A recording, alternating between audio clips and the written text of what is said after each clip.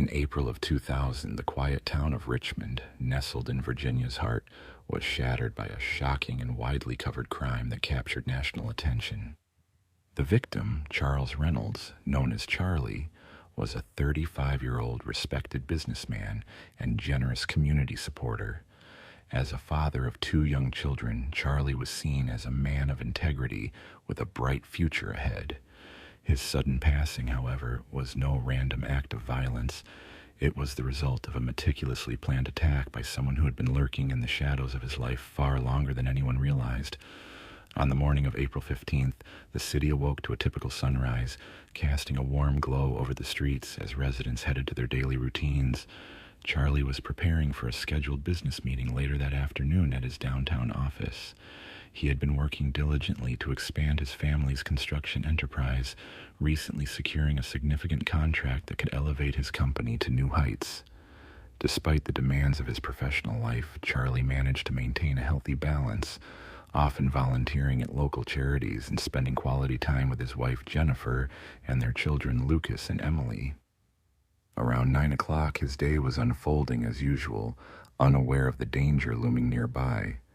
Charlie was discovered lifeless in the parking lot behind his office building, a scene initially mistaken for an unfortunate accident by a passerby. Upon closer examination, it became evident that he had been deliberately targeted. Multiple gunshots had been fired at close range, with swift and precise shots indicating the perpetrator's familiarity with firearms and intent. The surroundings were eerily silent, and no witnesses or sounds of gunfire had been reported, despite the busy downtown streets of Richmond nearby. The authorities responded immediately, and Detective Laura Barnes, a seasoned investigator with the local police, was assigned to the case. Upon arrival, she noted the absence of typical signs of a struggle, no footprints or disturbances, and observed that the body had been carefully positioned, suggesting a calculated act rather than a spontaneous act of violence. It was clear this was a coldly executed killing, not a robbery or impulsive crime. As the investigation progressed, Detective Barnes uncovered that Charlie Reynolds was a figure surrounded by both admiration and suspicion. While he had earned recognition as a successful businessman and philanthropist, whispers about darker aspects of his personal life circulated within the community. Several individuals came forward with information hinting at complex relationships and entanglements, revealing that Charlie's influence had created both allies and enemies. One of the initial leads pointed to William "Billy" Bradford, Charlie's former business partner. Their decade-long collaboration had helped grow their construction enterprise into a regional powerhouse. However, their partnership had ended bitterly years earlier, with sources indicating Billy felt overshadowed and betrayed when Charlie took most of the credit for their joint success and expanded the business without him. Known for his resentment, Billy's bitterness was widely recognized among colleagues. Investigators examined Billy Bradford's whereabouts on the day of the murder. Surveillance footage showed his car parked near Charlie's office at the relevant time. When questioned, Billy claimed he had been at a meeting with a potential new partner and was not near the scene. However, his alibi was weak, and further investigation revealed that Billy had a history of financial misconduct and was involved in several shady dealings. This background added a layer of suspicion, prompting detectives to scrutinize his potential motives and opportunities more closely. As the investigation unfolded, suspicions about his possible involvement in the crime only grew stronger. A significant breakthrough occurred when forensic experts uncovered a partial fingerprint on the door handle of Charlie's office building. Although this print alone was insufficient for a definitive identification, it proved to be a vital clue. With the assistance of a fingerprint analysis specialist, authorities confirmed that the print belonged to James "Jimmy" Walker, a known local offender with a history of violence and connections to organized crime. Walker had been arrested multiple times for assault, theft, and drug-related offenses, yet he had managed to avoid substantial prison sentences. Initially, Walker's link to Charlie Reynolds was unclear, but Detective Barnes soon discovered that Walker had worked as a subcontractor for Charlie on several construction projects. Despite his criminal past, Walker had maintained a low profile, operating discreetly in the shadows and avoiding public attention. Over time, however, it became apparent that his relationship with Charlie had deteriorated. Witnesses reported that Walker had expressed dissatisfaction with how Charlie had treated him, claiming he had been underpaid and mistreated on numerous occasions. As the investigation progressed, it became evident that Walker's motives might have been fueled by both personal resentment and financial frustration. Meanwhile, Billy Bradford, already a leading suspect, was linked to Walker through their shared involvement in the illicit activities. It appeared both men had been covertly working to undermine Charlie's business, hoping to benefit from his downfall. The emerging picture suggested a conspiracy, with one driven by a personal vendetta and the other by a violent streak, teaming up against a man they both resented. The next phase involved tracking Walker's movements in the days prior to the crime. Surveillance footage showed that Walker had visited Charlie's office building multiple times, often late at night or in the early morning hours when the premises were deserted. It seemed he had been surveilling the location, waiting for the right moment to act. Further investigation revealed that Walker had been in contact with Billy Bradford in the days leading up to the incident, strengthening the theory that they had coordinated the plan together. With this evidence, Detective Barnes was able to build a case implicating both Walker and Bradford as the masterminds behind Charlie Reynolds' murder. They had meticulously planned the act, with Bradford providing the motive rooted in business disputes, and Walker executing the act with brutal precision. Their scheme was coldly calculated, and it appeared they had hoped the crime would be dismissed as a simple business dispute gone too far. The investigation into Charlie Reynolds' death was far from complete, yet crucial pieces were beginning to fall into place. Detective Barnes understood that her next move was to gather sufficient evidence to apprehend both suspects. As she prepared to act, she also realized that this case would leave a lasting impression on her. The brutality of Charlie's murder shocked everyone, not only because of its violence, but also due to the way two men, once connected to him through business and personal ties, had turned against him so fiercely. The upcoming phase of the inquiry would involve uncovering the full scope of the conspiracy behind his death. For now, Barnes's primary focus was to ensure justice for Charlie and his family, whose lives had been irreparably altered by greed and resentment. She sensed the urgency of her task, knowing that the deeper she delved, the more intricate the case became. What initially seemed like a straightforward murder had evolved into a complex web of deception, betrayal, and concealed motives. As she sifted through the scattered evidence, Barnes uncovered a network of relationships, past grievances, and financial tensions that may have led to Charlie's demise. The discovery of James Walker's fingerprints on the door handle of Charlie's office was a significant breakthrough, yet alone it was insufficient. Barnes was aware that Walker's criminal record, marked by violent offenses and shady associations, made him a prime suspect, but she couldn't rule out the possibility of other individuals being involved. The link between Walker and Billy Bradford was evident, but questions remained about the extent of their involvement. Were they acting alone, or was there a broader conspiracy at play? Determined to find answers, Barnes decided to investigate Walker's history further, seeking details about his interactions with Charlie and any additional motives. It was clear that Walker's past criminal activities were not entirely behind him. Despite attempts to stay under the radar, his name kept surfacing in connection with dubious dealings, especially within the construction sector. Walker's dissatisfaction with his role in Charlie's company was well known. He felt undervalued and exploited by Charlie's success. Resentment had been simmering for some time, and Barnes believed it had finally reached a breaking point. Rumors from former employees hinted at Walker's unpredictable behavior during his tenure, describing episodes of anger and outbursts when things didn't go his way. Witnesses recounted heated disputes with Charlie over contracts and wages, suggesting that personal animosity may have played a role in escalating tensions leading to the tragic event. Some workers involved in the subcontracting process had reported feeling intimidated by Walker, especially when his frustration appeared to stem from what he viewed as unfair treatment.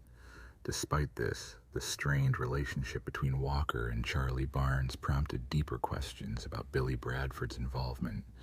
Billy had been Charlie's business partner for over 10 years, playing a crucial role in the company's rise to prominence. However, their partnership ended acrimoniously, with Charlie gaining full control of the business assets and leaving Billy with nothing but resentment. Over time, this bitterness seemed to intensify, and the breakup had been notably tumultuous. In the weeks prior to the incident, signs indicated that Billy was becoming increasingly desperate. Close sources revealed that Billy had been involved in a series of failed ventures and was struggling financially. His attempt to revive his own construction firm had faltered amid a highly competitive market, and his reputation had suffered due to the contentious split with Charlie. While Charlie's company continued to prosper, Billy's business ventures stagnated, and mounting debts reportedly pushed him toward illegal activities, including connections with organized crime in Richmond. The more Barnes investigated, the more convinced she became that Billy and Walker's collaboration extended well beyond casual acquaintance. There were reports of secret meetings between the two men in the weeks before Charlie's death, held away from prying eyes. Witnesses who had seen these encounters painted a troubling picture of a conspiracy that had been brewing for months. Billy's long-standing resentment toward Charlie, combined with his worsening financial situation, seemed to have pushed him toward seeking revenge. Partnering with Walker, who had his own motives for disliking Charlie, offered Billy a way to settle scores both personally and professionally. As the investigation progressed, Barnes realized that uncovering the full story would require more than eyewitness accounts. Walker's tendency to keep a low profile and his ties to criminal circles made him difficult to locate. To build a solid case, investigators needed to gather surveillance footage, phone records, and financial documents, all essential to constructing a detailed timeline of events. Leading up to the tragic event, Detective Barnes and her team dedicated days to scrutinizing hours of surveillance footage from around Charlie Reynolds' office building. Their investigation revealed that Walker had been present in the area at least 3 times in the days prior, each visit occurring under the cover of darkness. On the night before Charlie's death, Walker was captured on a nearby security camera entering an alley behind the office, his face hidden beneath a hooded jacket. He lingered near the entrance for several minutes before vanishing into the shadows, just as an unfamiliar vehicle pulled into the parking lot. Watching the footage, Barnes felt a growing sense of unease. Everything was aligning, and she was increasingly convinced they were closing in on the truth.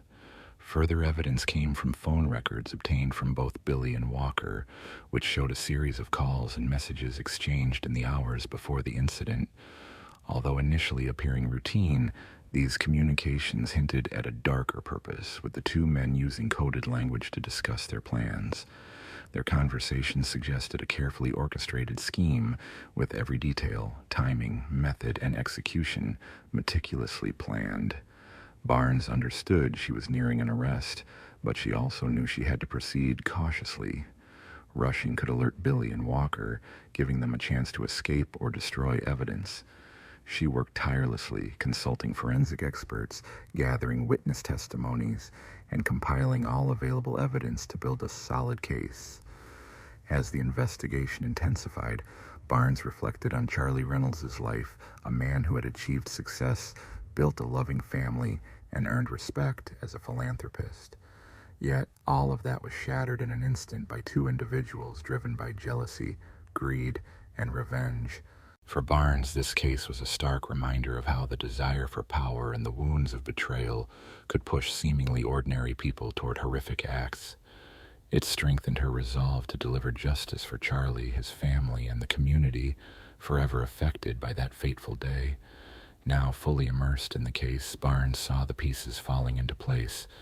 Every lead uncovered another layer of the dark, twisted story behind Charlie Reynolds' death. Her instincts led her through countless hours of investigation into Billy Bradford and James Walker's backgrounds. They were not merely suspects, but men whose long-standing resentment, anger, and financial desperation had ultimately driven them toward this tragic outcome.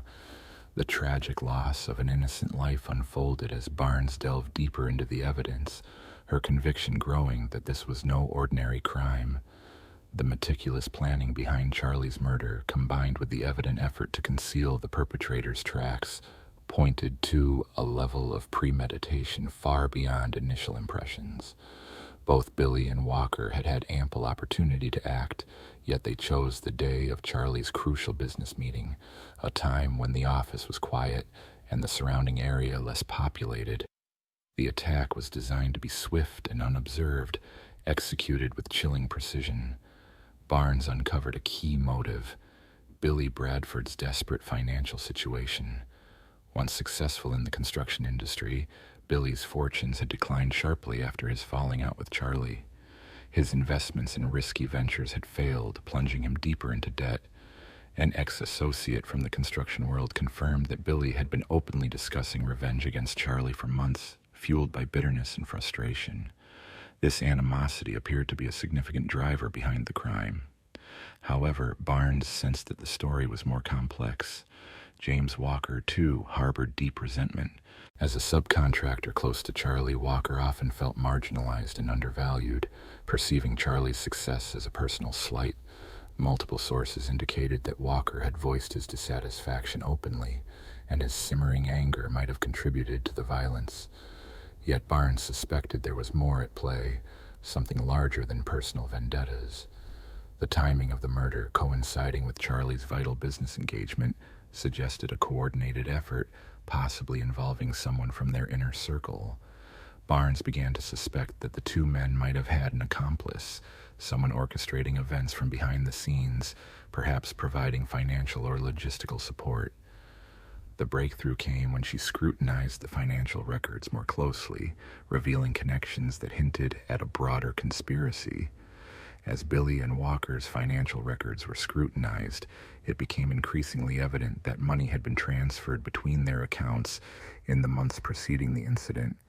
Notably, Billy had sent a sizable sum to Walker, an amount that seemed suspicious given their tense relationship.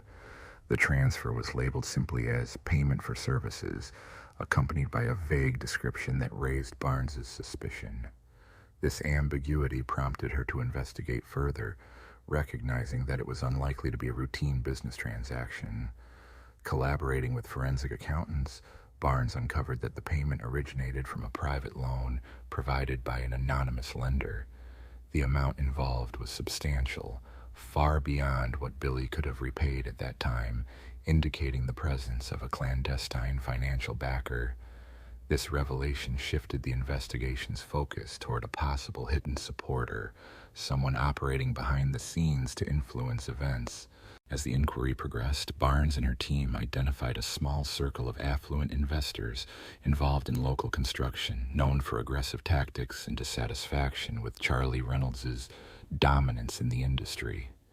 These individuals, who had long resented Charlie's expanding influence, appeared to have used Billy and Walker as pawns in a larger scheme aimed at destabilizing Charlie's empire.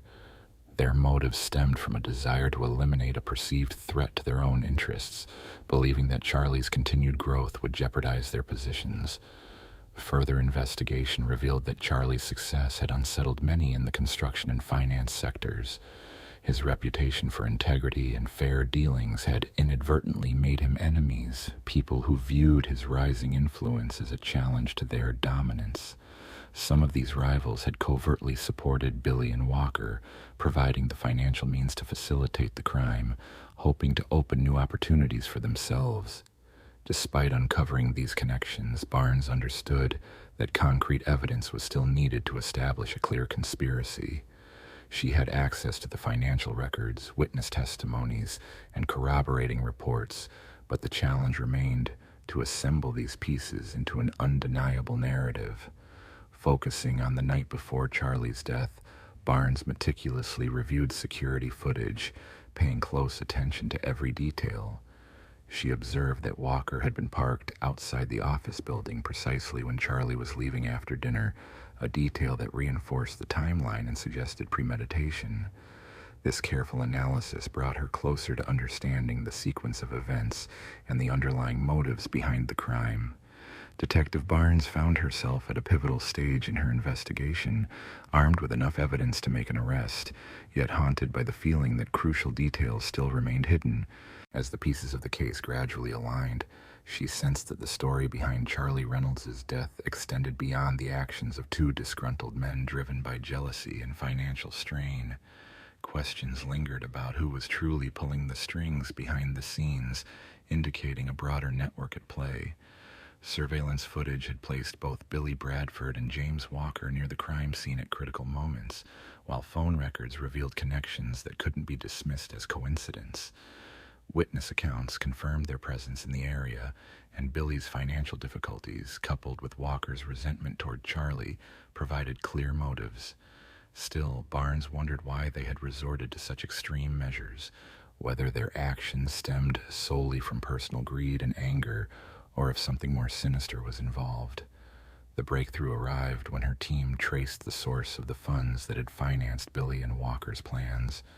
It turned out that the money Billy transferred to Walker originated from an anonymous benefactor with strong ties to the construction industry.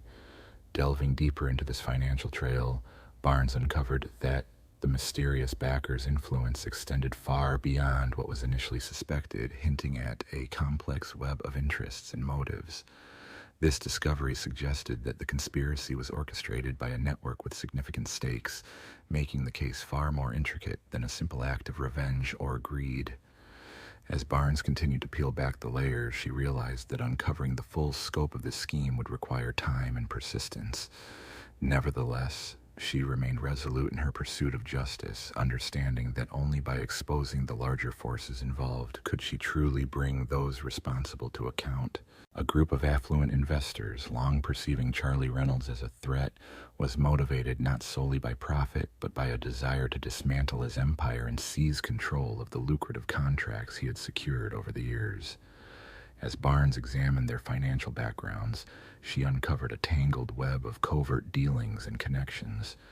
These men had operated behind the scenes for years, funding various schemes aimed at destabilizing Charlie's business. They attempted to sabotage his deals, spread false rumors within the industry, and even made several efforts to acquire his company. Yet Charlie consistently managed to thwart their plans, which only heightened their desperation. Ultimately, they concluded that violence was their only option to eliminate him. To carry out their scheme, the investors enlisted Billy and Walker, offering them money and resources to ensure the job was done correctly. Billy, whose resentment toward Charlie had been growing for years, eagerly seized the chance to seek revenge. Walker, who had endured frustrations during his tenure working for Charlie, saw this as his opportunity to finally rid himself of the man he blamed for his failures. Together, they meticulously planned the attack, timing it to coincide with Charlie's scheduled meeting with potential investors, an event meant to reinforce his influence in the construction industry. Barnes now saw how the pieces fit. Billy and Walker were pawns manipulated by powerful men with the resources to orchestrate such a crime and conceal their involvement. These wealthy investors exploited Billy's desperation and Walker's anger, using them as tools to eliminate Charlie and take over his business empire. However, as Barnes delved deeper into the investors' involvement, she realized the case was far from closed. The arrest of Billy and Walker was only the beginning. She understood that to truly bring justice, she needed to uncover and hold accountable those who had orchestrated the plot from the shadows, the influential financiers behind the scenes. Barnes was determined to ensure they faced justice, knowing the challenge ahead. These men possessed significant power and resources, making their resistance formidable, yet she remained resolute, believing that the key to exposing them lay in financial records, phone logs, and witness testimonies, all of which already painted a troubling picture of their involvement. In the days following the arrests, Barnes and her team intensified their efforts, conducting interviews with individuals close to the investors to gather more details about their role in the conspiracy. Gradually, the investigation unraveled the full scope of the plot and the network of people involved in planning and executing the crime. In the vast landscape of multiple industries and regions, Barnes uncovered a long-standing alliance among certain investors. These individuals had collaborated for years, leveraging their wealth and influence to sway the construction sector for their own advantage. As her investigation deepened, Barnes faced a profound moral challenge. She had witnessed how greed and ambition could push people to commit unspeakable acts, fueling her resolve to see justice served for Charlie's death. However, as she unraveled the extent of the investors' reach and their ties to other powerful figures, she began to grasp the full scope of the corruption that had enabled the crime. The web of deceit and manipulation was intricate and far-reaching, demanding more than just evidence to bring these individuals to account.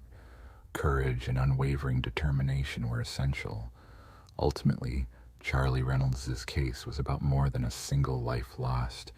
It revealed the darker forces at work within an industry driven by greed, influence, and betrayal. It illustrated how unchecked ambition could distort judgment, how personal vendettas could be exploited to manipulate others, and how wealthy networks could use their power to eliminate obstacles to their success. Yet, it was also a story of resilience, the perseverance of those who refused to ignore injustice and fought tirelessly to uncover the truth. Barnes understood that her battle was far from over. The conspiracy behind Charlie's death was extensive, and many individuals remained unaccountable. Still, each step brought her closer to revealing the full truth.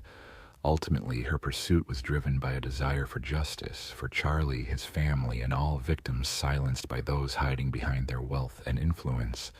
Standing before the courthouse, prepared to present her findings, she felt a renewed sense of resolve. She had seen the darkness within human nature, but also the strength of those committed to making things right. Charlie Reynolds might have been gone, but his story would endure. It served as a reminder that even in a world where money and power often overshadow truth, justice has a way of emerging. As long as there are those willing to stand for what is right, the truth will always find its way to the surface. The second story takes us to April of the year 2000, when the city of Seattle was shaken by the tragic and seemingly senseless death of Heather McDonald, a 23-year-old university student. Heather had been a promising young woman, bright with potential and a future full of hope. She had recently graduated with honors from the University of Washington, where she studied psychology and was preparing to start a career in counseling. Her life was violently cut short, leaving her family and friends in shock and grief. The case began to unfold when Heather's body was discovered late one evening by a passerby along a quiet stretch of the Berkeley Green. The Illman Trail, a popular route for joggers and cyclists, became the scene of a disturbing discovery. There, concealed among dense foliage and debris, lay the body of Heather, her presence hidden in the undergrowth just off the main path. She had been subjected to strangulation, and her belongings were scattered nearby, indicating a fierce struggle that preceded her death. The brutality of the scene left investigators with a chilling sense that this was no ordinary incident or robbery gone awry. The violence suggested a darker motive, prompting swift action from law enforcement. Detective Karen Montgomery, an experienced investigator with the Seattle Police Department, was assigned to the case. Having handled numerous investigations, she found Heather's death particularly unsettling. Heather's life had been vibrant and promising, making her sudden loss all the more tragic. The first step was to piece together her background, who she was, her circle of friends, and what circumstances might have led to such a tragic end. Montgomery began interviews with Heather's roommates, who described her as kind-hearted and generous. She was deeply dedicated to her studies and committed to helping others, actively participating in the university's counseling group and volunteering at a nearby community center. Everyone who knew Heather admired her positive outlook and strong work ethic, which made her death all the more perplexing. There were no apparent enemies or anyone with a motive to harm her, leaving investigators puzzled about who could be responsible. As the inquiry progressed, attention shifted to Heather's personal and professional relationships. It emerged that she had recently ended a brief but intense relationship with a fellow student, Paul Jackson. Their relationship, lasting only a few months, had been tumultuous. Several friends described Paul as possessive and controlling, though Heather had not spoken of any serious issues. Still, Montgomery considered the possibility that Paul's feelings might have darkened after their breakup. The investigation took a crucial turn when authorities learned that Paul had been near the Illman Trail, on the night Heather was killed. His alibi was weak, and his record included minor arrests related to alcohol and disorderly conduct. Despite these signs, there was no concrete evidence directly linking him to Heather's death. The case then faced a period of stagnation, with investigators searching for additional clues. A breakthrough arrived when a local resident, walking her dog along the trail the morning after the incident, came forward. She reported seeing a man acting strangely in the vicinity the day before, providing a vital lead that could help unravel the mystery behind Heather's tragic end. Heather's body was found in a quiet wooded area, prompting immediate investigation. A witness described a tall man wearing a dark jacket and a baseball cap acting nervously as he moved in and out of the trees along the trail. Although this description did not match Paul Jackson, it provided valuable clues. Detective Montgomery carefully examined the statement and commissioned a composite sketch of the suspect, which was widely circulated in hopes that someone might recognize him. Despite the effort, no immediate leads emerged, but Montgomery remained resolute, convinced this man was connected to Heather's death. As the investigation progressed, Montgomery and her team reviewed nearby surveillance footage, searching for any visual evidence. After days of meticulous analysis, they identified a man matching the sketch entering a convenience store on the night of the incident. He bought a pack of cigarettes and appeared hurried, with his face hidden beneath the baseball cap. This detail was crucial, suggesting familiarity with the area and indicating he had been near Heather's body hours before her discovery. The case took an unexpected turn when authorities learned that the man in the footage was not a stranger. His name was Eric Donovan, a 28-year-old with a history of mental health issues and minor offenses. Donovan had been arrested multiple times for petty theft and vandalism, but there was no record of violent behavior. He had lived in the Seattle region for several years, often moving between temporary accommodations, and was known for unpredictable and erratic conduct. Police records showed he had been hospitalized in psychiatric facilities periodically, though it was unclear if he was receiving adequate treatment at the time of Heather's death. Montgomery's team quickly tracked Donovan to a local shelter where he had been staying for several weeks. During questioning, he initially cooperated but soon grew agitated. He denied any involvement, claiming he had not been near the Burke-Gilman Trail that night. However, when presented with the surveillance footage from the convenience store, his story began to fall apart. His behavior grew more defensive and inconsistent, raising suspicion that he was concealing something.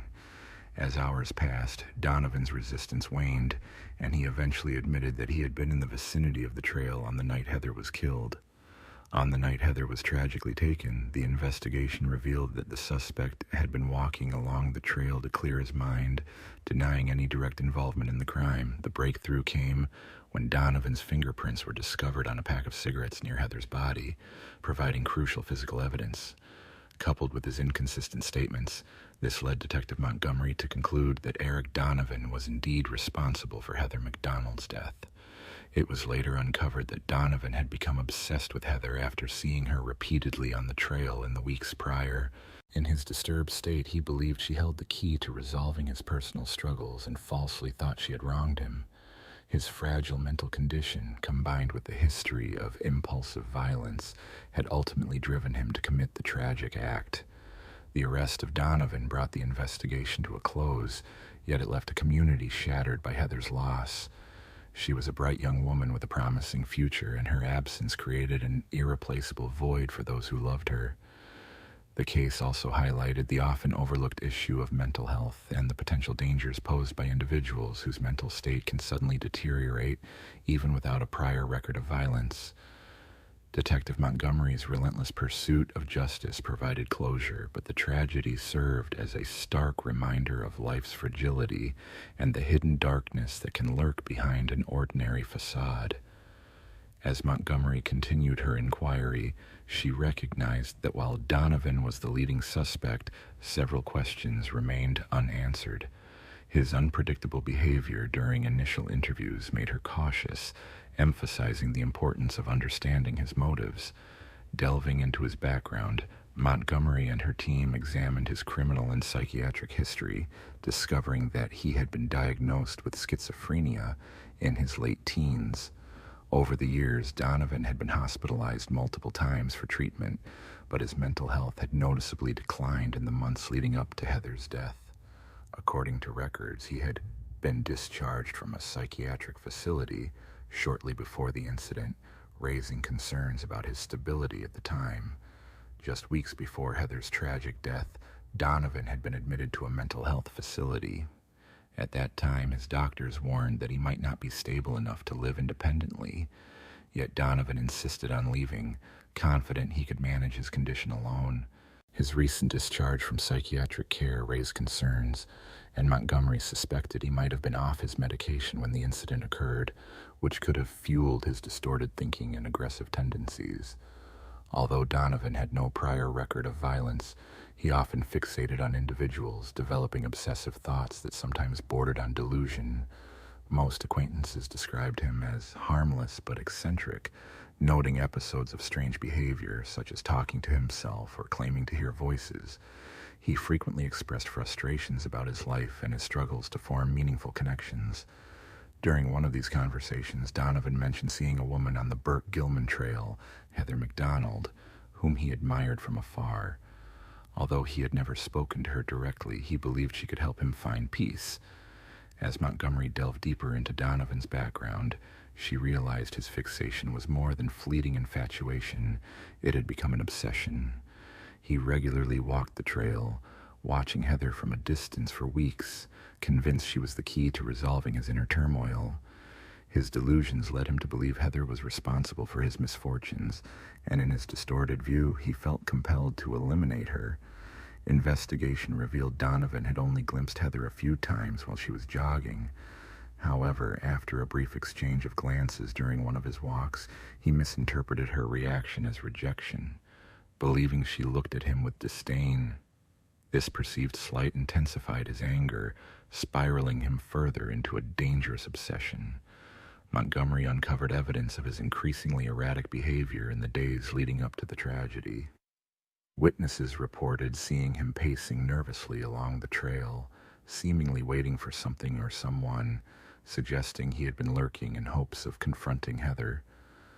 On the morning of the incident, Donovan was seen by several joggers walking along the trail. He had been in the area for hours, apparently waiting for the right moment to act. Around 10 o'clock, he was observed moving with purpose, indicating he was preparing to carry out his plan. Heather had started her usual morning jog along the trail when Donovan, who had been observing her from behind a cluster of trees, suddenly approached. Witnesses later described seeing him walk toward her, speaking softly and incoherently.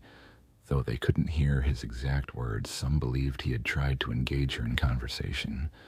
Heather, likely feeling uneasy, attempted to quickly move past him.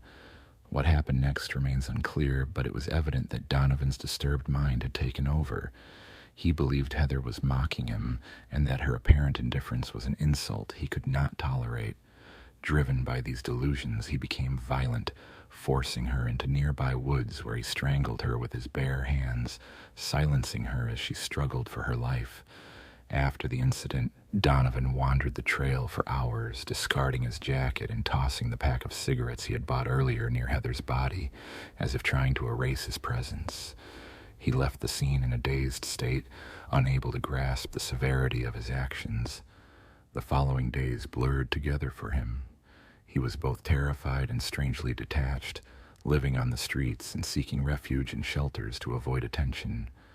Meanwhile, investigators quickly gathered evidence, and it wasn't long before Donovan became the prime suspect. When Detective Montgomery finally confronted him with the evidence, his fingerprints on the cigarette pack and his proximity to the scene, Donovan initially denied involvement. However, his composure cracked as the investigation progressed, and he ultimately confessed to the crime. His motives remained unclear.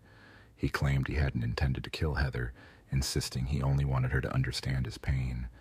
In his disturbed state, he had gone too far. Donovan's arrest brought relief to the community, yet it did little to ease Heather McDonald's family and friends' grief. The town was left to grapple with the tragic loss of a young woman taken too soon, a victim of mental illness and obsession. The investigation revealed a harsh truth. Sometimes the greatest danger comes not from those with violent histories, but from individuals whose fragile minds are shattered by their own delusions. For Detective Montgomery, this case was a stark reminder of how complex human behavior can be. It wasn't just about catching the perpetrator, it was about understanding the forces that drive someone to commit such a senseless act. Eric Donovan's story was one of profound tragedy. Though justice was ultimately served, it could never restore Heather McDonald's life.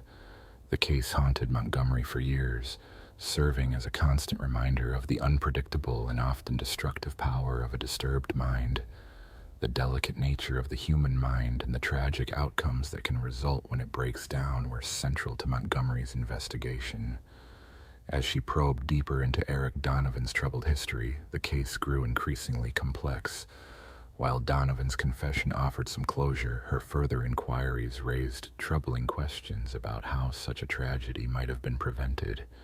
In her pursuit of justice for Heather McDonald, Montgomery examined not only Donovan's criminal record, but also the shortcomings of the mental health system, which seemed ill-equipped to meet his needs.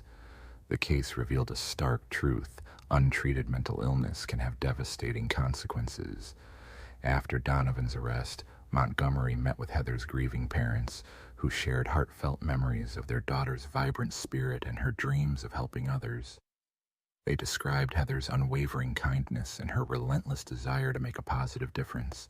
Their grief was profound, and they struggled to understand how such a senseless act could have happened. They asked Montgomery why Heather had been targeted and how someone like Donovan, with no clear motive, could commit such a brutal act. The answers remained elusive, yet Montgomery was resolute in her determination to uncover the truth. She felt a profound duty to Heather's family, to understand what led to her loss and to find ways to prevent similar tragedies. As her investigation progressed, Montgomery uncovered troubling details about Donovan's background. His psychiatric history was more complicated than it initially appeared. Medical professionals had repeatedly warned that he posed a risk to others if he continued living without supervision. Despite these warnings, Donovan was discharged from treatment just days before the incident. Further scrutiny revealed that he had stopped taking his prescribed medication several months earlier. During this period, his mental health had noticeably declined, yet no decisive action was taken to intervene. The neglect allowed him to fall through the cracks of the system. Montgomery learned that Donovan's case was not isolated, but part of a broader pattern. Many individuals with untreated mental health issues slipped through inadequate support networks, lacking the resources or assistance needed to seek help. His situation exemplified how mental health problems, if left unaddressed, could escalate into tragedy. The more she uncovered, the clearer it became that systemic failures had played a significant role, not only in Donovan's case, but also in Heather's. Montgomery's frustration grew as she realized that the system had failed Donovan, just as it had failed Heather, highlighting the urgent need for reform and better support for those struggling with mental health challenges. Two individuals had been overwhelmed by the complexities of navigating the mental health system. Insufficient coordination and limited resources allowed Donovan's condition to deteriorate unchecked, leading to a tragedy that might have been prevented. As Montgomery's investigation progressed, she focused on how the system could be improved to prevent similar incidents. She met with mental health professionals, seeking ways to establish better mechanisms for early intervention, aiming to identify at-risk individuals before it was too late. It became clear that, despite the dedication of many professionals, the system itself was fundamentally flawed. Resources were scarce, and those in need often faced long waiting periods or were unable to access essential care. Meanwhile, Montgomery grappled with feelings of helplessness, pondering what could have been done differently and how Heather's death might have been avoided. The system was designed to help those seeking assistance, but it failed to intervene effectively with individuals like Donovan, who refused or were unable to recognize the severity of their condition. Heather's tragic loss exposed these systemic shortcomings and the failure to provide adequate support for those suffering from mental health issues. In the weeks following Donovan's arrest, Heather's parents collaborated with Montgomery to establish a foundation in Heather's name. Their goal was to raise awareness about mental health and advocate for systemic reforms. They aimed to develop better resources for individuals at risk of falling through the cracks, especially those like Donovan. Her parents were determined to ensure Heather's death would not be in vain, hoping her memory would inspire meaningful change in society's approach to mental health. Meanwhile, Eric Donovan remained in custody, awaiting trial. His behavior in prison grew increasingly unstable. After several outbursts, he was placed in solitary confinement. He spent hours pacing his cell, muttering to himself, seemingly disconnected from reality. His mental state continued to decline, and it was evident that Donovan was still deeply affected by his delusions. Even in incarceration, he struggled to grasp the full impact of his actions, unable to fully comprehend their seriousness. Despite admitting guilt, his defense team began building a case centered on his mental health, arguing that he was in a psychotic state at the time of the incident and thus not fully responsible. The trial was expected to be lengthy and complex, with experts debating Donovan's criminal responsibility and mental condition. The question of whether Heather McDonald's actions were entirely under her control or if her mental health had overwhelmed her was a painful reality for her family, who had to repeatedly confront the trauma of her loss while awaiting justice. Throughout the legal process, Montgomery remained committed, diligently following every lead to ensure the investigation stayed thorough. She maintained regular contact with Heather's parents, providing updates and emotional support during the difficult months that followed. Their gratitude for Montgomery's unwavering dedication was profound, knowing she was doing everything possible to hold Heather's killer accountable. Meanwhile, the city of Seattle grappled with the shock of the tragedy that had unfolded in their midst. Heather's murder sent ripples of fear through the community, prompting many to question the safety of their neighborhoods. Once peaceful spots like the Burke-Gilman Trail, popular for jogging and cycling, became symbols of life's unpredictable and sometimes harsh nature. People wondered if they could ever feel secure again in places they once considered safe and serene. Despite this lingering unease, Heather's case ignited vital conversations about mental health, systemic failures in healthcare, and the urgent need for better resources and support for those battling mental illness. It became evident that her death might have been prevented if Donovan had received appropriate care or if warning signs had been recognized earlier. Heather's tragedy was not an isolated incident, but a reflection of deeper systemic issues within society. Amidst grief and confusion, Montgomery remained resolute, determined to ensure Heather's death would lead to meaningful change. As the trial drew nearer, she understood that the fight was far from over, but she believed raising awareness about the flaws in mental health support could help prevent future tragedies. Heather's life, though cut tragically short, had not been in vain. Her story and that of her attacker, Eric Donovan, became a catalyst for reform. For Montgomery, this was the only way to reconcile the senseless loss and bring some peace to Heather's family and the community. As months passed, Donovan's trial dominated headlines, keeping the public focused on the complex issues surrounding mental illness, criminal responsibility, and healthcare failures.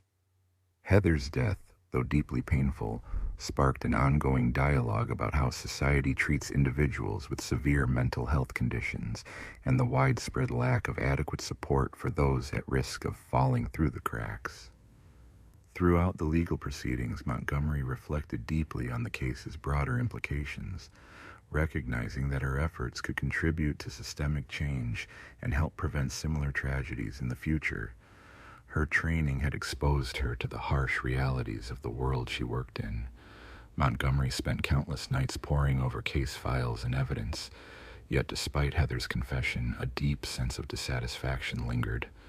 There was no true closure, no way to restore Heather's life, and even Donovan's conviction, though a step toward justice, couldn't undo the irreversible harm caused. Gradually, her focus shifted from Donovan himself to the systemic failures that allowed such tragedies to occur. She wondered how many others like him remained untreated and isolated, and how many more calamities could be prevented through a more compassionate, adequately funded mental health system. Reflecting on her interviews with Heather's parents, she saw their grief still fresh, as if it had happened yesterday. They had become advocates for reform, collaborating with Montgomery to establish a memorial fund in Heather's name.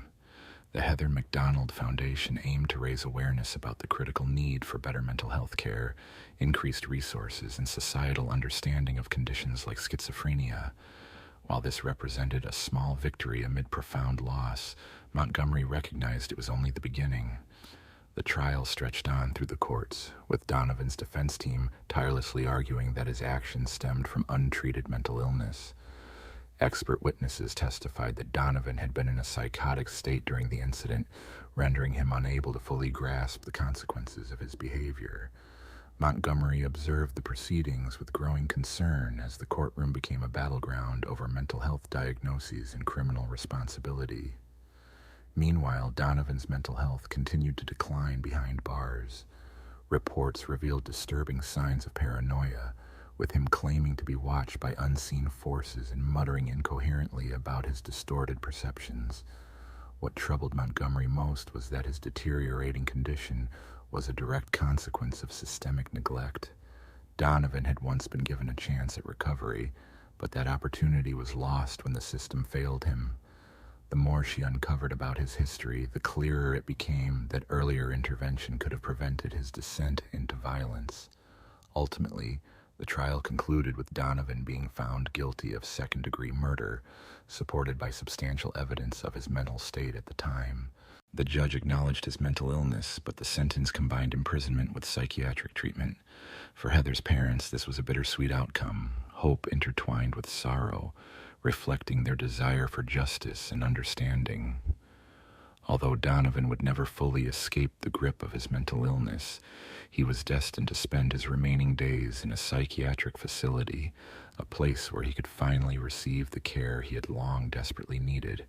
For Detective Montgomery, the case had left an indelible impression on her conscience, prompting her to work with renewed dedication. Her perspective on law enforcement shifted. She no longer viewed her role solely as solving crimes, but as an opportunity to address the deeper systemic issues impacting countless lives. Montgomery became an advocate for mental health reform, speaking publicly about her experiences and calling for increased funding for mental health services, expanded community programs, and stricter oversight of the release procedures for individuals with mental health challenges. She understood that her efforts could not end with the conviction of a single person. Instead, they had to be part of a sustained movement to prevent tragedies like Heather's from recurring. Over the years, Montgomery continued to honor Heather's memory, maintaining close contact with Heather's family, who had become her friends. The Heather McDonald Foundation grew in influence, raising funds and awareness for mental health causes. Though the journey was often frustrating, Montgomery found solace in knowing that Heather's death had not been in vain. Through the foundation, the McDonald family was able to support research, fund programs for families dealing with mental illness, and provide scholarships for students pursuing careers in mental health care. Their goal was to ensure Heather's legacy would inspire meaningful change and positively impact others' lives. On the anniversary of Heather's passing, the foundation hosted an annual event, with Montgomery always present, standing alongside the McDonald family as they remembered their daughter. At one such gathering, she was approached by a young woman who had once been a participant in one of the foundation's mental health programs. The woman, who had struggled with her own battles related to schizophrenia, expressed gratitude for Montgomery's work and for raising awareness about the importance of compassionate treatment for those with mental health challenges. She shared how the foundation had given her hope and enabled her to access the care she needed, thanks to the efforts of Montgomery and the McDonald family. Moments like these reaffirmed Montgomery's purpose, reminding her why she chose this path. The case had profoundly changed her life, but it also touched many others, offering hope and fostering advocacy. Heather McDonald's legacy was not solely one of pain and loss, it was also one of hope, resilience, and positive change. Though haunted by the tragedy, Montgomery knew she had been part of something greater, something capable of making a real difference in the lives of many. As the years went by, Donovan's name gradually disappeared from headlines, and his life became largely confined to a psychiatric institution where he would spend his remaining days. Yet, for Montgomery, the case remained vivid in her memory. She carried the lessons learned from Heather McDonald's tragic death with her every day, driven by a desire to create a safer world for those in need. The story of Heather, Donovan, and the flawed system that allowed such a tragedy to occur stayed with her forever, fueling her unwavering commitment to a cause that extended beyond solving a single crime. It was about ensuring that no one else would suffer a similar fate. In the year 2000, one of the most notorious thefts in American history unfolded in a small Pennsylvania town. Known later as the Midtown Heist, this daring robbery challenged both local authorities and the FBI for years. It all began on an ordinary Tuesday morning in late March when a masked man entered a downtown bank. The perpetrator, later identified as Richard Rick Daniels, had spent weeks meticulously planning the crime. He knew that this branch, often busy, had less security than larger banks nearby, making it an ideal target. Daniels had no prior criminal record and appeared to be an average middle-aged man, a carpenter living a modest life on the town's outskirts. However, behind this facade, he struggled with mounting debts and a long-standing gambling problem that had spiraled out of control. After exhausting his resources and borrowing from friends and family, he saw only one way out: to rob a bank. On the day of the crime, he entered the bank dressed in a dark coat, sunglasses, and a black mask, armed with a .45 caliber handgun. He quickly approached the tellers, maintaining a calm demeanor that seemed almost rehearsed. Handing over a pre-written note demanding cash, he instructed, "Fill the bag with cash, no alarms, no one gets hurt." His tone was steady and his instructions clear. The bank was relatively quiet that morning, with only a few customers unaware of the danger. The tellers, frightened but compliant, hurriedly gathered stacks of cash, placing them into a duffel bag Daniels had brought. Within minutes, the robbery was complete. As he grabbed the bag and headed for the exit, he glanced back at the security camera, capturing a final moment of his daring act. As she briefly made eye contact with the camera lens, that fleeting moment would later prove to be a vital clue in the investigation. Outside the bank, Daniels jumped into a blue Ford sedan parked nearby, which had been rented under a false name and fitted with a concealed GPS tracker. He had taken meticulous steps to erase his trail, wearing gloves to avoid leaving fingerprints and choosing a vehicle unlikely to attract suspicion. His escape route was carefully mapped out, weaving through narrow back streets to evade detection. Yet, what Daniels hadn't anticipated was the efficiency of the bank's surveillance system. The security cameras captured him clearly, and despite his mask, authorities could discern his build and posture, providing valuable details. The robbery stunned the small community, marking one of the first major crimes of its kind in years. Local police responded immediately, and soon the FBI was brought in to assist. Although the town's police force was experienced, they lacked the resources and expertise necessary for such a high-profile case. Detective Emily Hayes, a seasoned investigator specializing in bank crimes, was assigned to lead the inquiry. She arrived promptly at the scene and was briefed by local officers. Hayes quickly recognized that this was no ordinary robbery. The perpetrator had been methodical, leaving minimal evidence or clues. The security footage, though somewhat grainy, was enhanced to better analyze the suspect's movements and posture as he entered and exited the bank. He appeared cautious but not frantic, suggesting prior experience. There was a brief moment when he glanced at the camera lens. Although his face was hidden by a mask, Hayes sensed something familiar in his demeanor, more than just a random act of theft. The investigation soon shifted to Daniel's personal background. She discovered he had led a quiet life in the town, working as a carpenter and maintaining a low profile.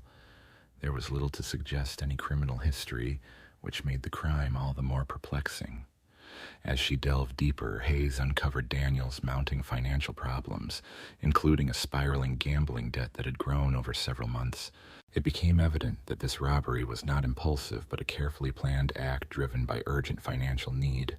Driven by sheer financial desperation, Daniel's actions stemmed from a mounting crisis that pushed him to the brink. As Detective Hayes and her team delved deeper into his life, they uncovered a troubling pattern. His gambling addiction had spiraled out of control, causing him to lose significant sums on poker games and other bets. This relentless obsession had begun to threaten his ability to support his family. Despite his efforts to conceal his mounting debts from his wife, she eventually uncovered the full extent of his financial struggles. Confronted with the truth, Daniel became defensive, and his wife warned him that she would leave unless he sought help.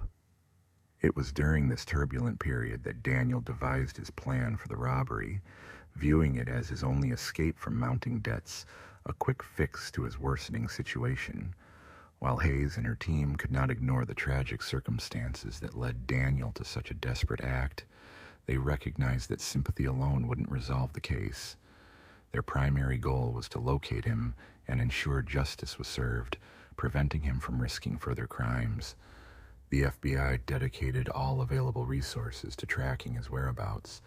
As their investigation advanced, they uncovered details about his escape route. A GPS tracker on the rented getaway vehicle had been activated shortly after the crime, allowing authorities to monitor its movements in real time. Yet, Daniel had anticipated this move.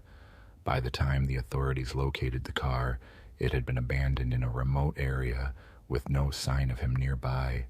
With no immediate leads and Daniel missing, the case entered a new phase.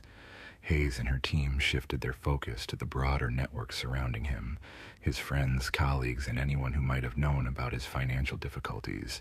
However, each lead proved fruitless and progress stalled. Despite the success of the robbery itself, the aftermath was unraveling quickly as the FBI closed in. As days turned into weeks, it became evident that finding Daniel would be more challenging than initially thought. The investigation expanded across the state, launching a comprehensive manhunt. Hayes and her team meticulously pieced together every detail of Daniel's life, habits, and social connections, hoping to narrow down his location. His lack of a criminal record and the near-flawless execution of the crime made him an especially elusive suspect. Every lead seemed to grow colder, and Hayes couldn't shake the feeling that Daniel was always one step ahead. The abandoned getaway vehicle, discovered in a remote area outside town, was a crucial piece of evidence. It suggested that Daniel had either hitched a ride or moved on to a new location, making his capture even more difficult. Several miles from the bank, the scene had been meticulously cleaned of any fingerprints or identifiable evidence. No witnesses had seen Daniels leave his vehicle, which was parked in a manner suggesting he knew exactly how to conceal it, carefully positioned to be difficult to spot from afar. This level of planning indicated that Daniels had been orchestrating the robbery for quite some time, possibly longer than authorities had initially suspected. The FBI soon discovered that Daniels employed various methods to erase his trail. The only clue was a GPS tracker that led them to the vehicle's final location.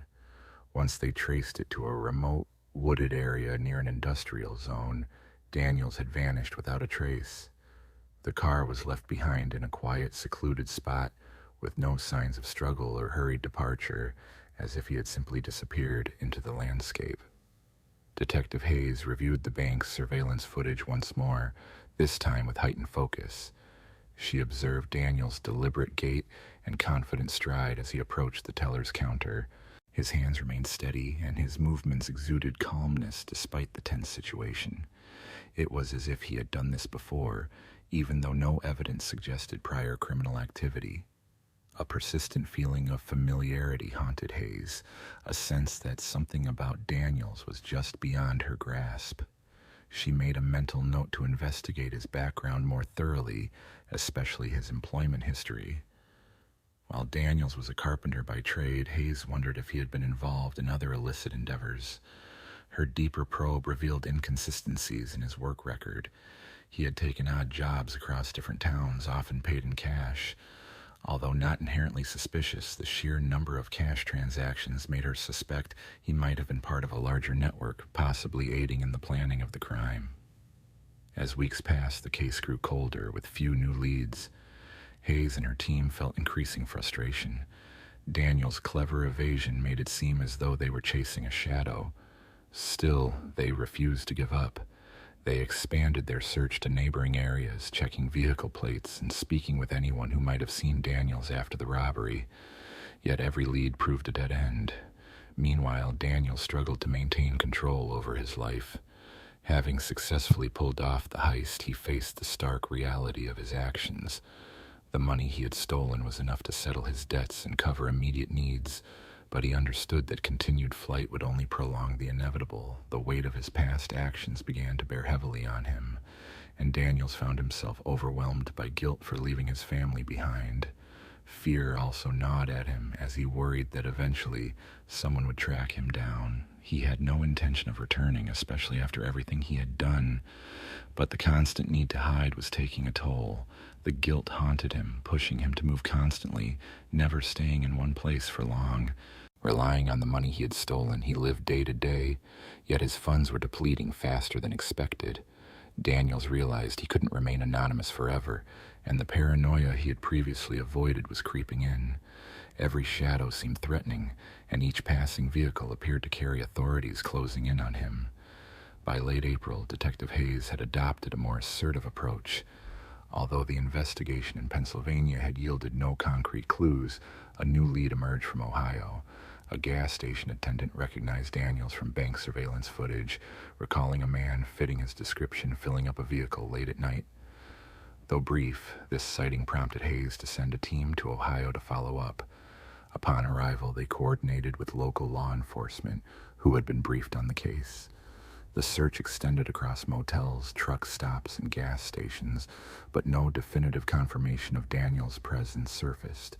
Still, investigators examined every piece of available information diligently. The breakthrough came when surveillance footage from nearby cameras captured a figure resembling Daniels entering a small diner late at night, just a few miles from the gas station sighting. The footage was grainy, but the posture and gait of the individual were unmistakable. This new lead reignited hope in the case.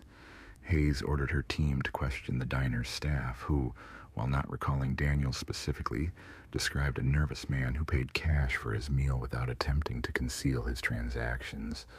The fact that he had chosen a location so close to the previous sighting suggested he was becoming increasingly careless. The following morning, investigators meticulously mapped out potential routes Daniels might have taken, considering the diner's proximity to a major highway. Hayes suspected he might be heading further east, possibly toward the coast. They arranged extensive roadblocks along key routes, hoping that Daniels, in his desperation, would attempt to escape out of state. Days turned into weeks, yet despite persistent efforts, there was still no sign of him. Despite the absence of any recent sightings of Rick Daniels, the investigation remained active and far from over. Hayes and her team dedicated themselves to methodically connecting clues, gradually constructing a clearer picture of a man pushed to desperate measures by financial hardship, only to become ensnared by his own choices. As weeks went by, the case grew increasingly intricate, despite the relentless efforts of both federal and local authorities. Daniels' skill in evading detection became a source of both admiration and mounting frustration for those pursuing him. Although his face had been captured on security footage at the bank, he had taken great care to erase other traces, leading to numerous false leads, sightings, and misdirection that tested the patience of the investigators. Yet, Hayes and her team remained unwavering, knowing that each new lead, no matter how faint, brought them closer to his whereabouts. The breakthrough emerged unexpectedly when a former colleague of Daniels stepped forward with a startling tip. It stemmed from a casual conversation at a local bar, where Daniels had casually mentioned the need to disappear for a while, an offhand remark that might have been dismissed as idle talk. However, this comment caught Hayes' attention, especially when the colleague later saw Daniels' face on the news following the robbery. He realized that Daniels might have been planning his escape long before the crime. In the weeks leading up to the incident, the colleague had observed subtle signs of anxiety in Daniels, behaviors that now seemed to align with someone preparing for a major change. Armed with this new insight, Hayes decided to broaden the investigation. Since Daniels had led a relatively normal life in a small town, it was plausible he had connections beyond the immediate area, people who could help him hide or provide financial support.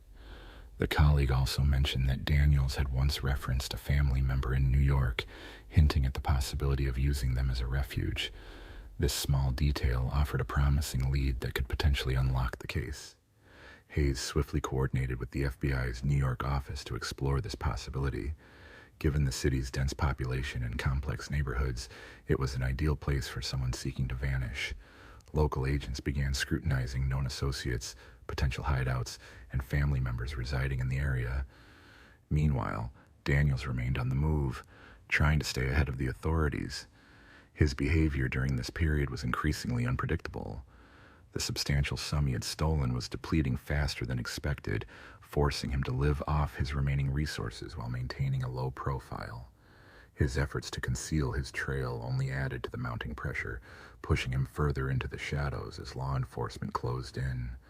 Living a life of constant concealment proved far more costly than he had anticipated. The relentless stress of avoiding detection was gradually wearing him down.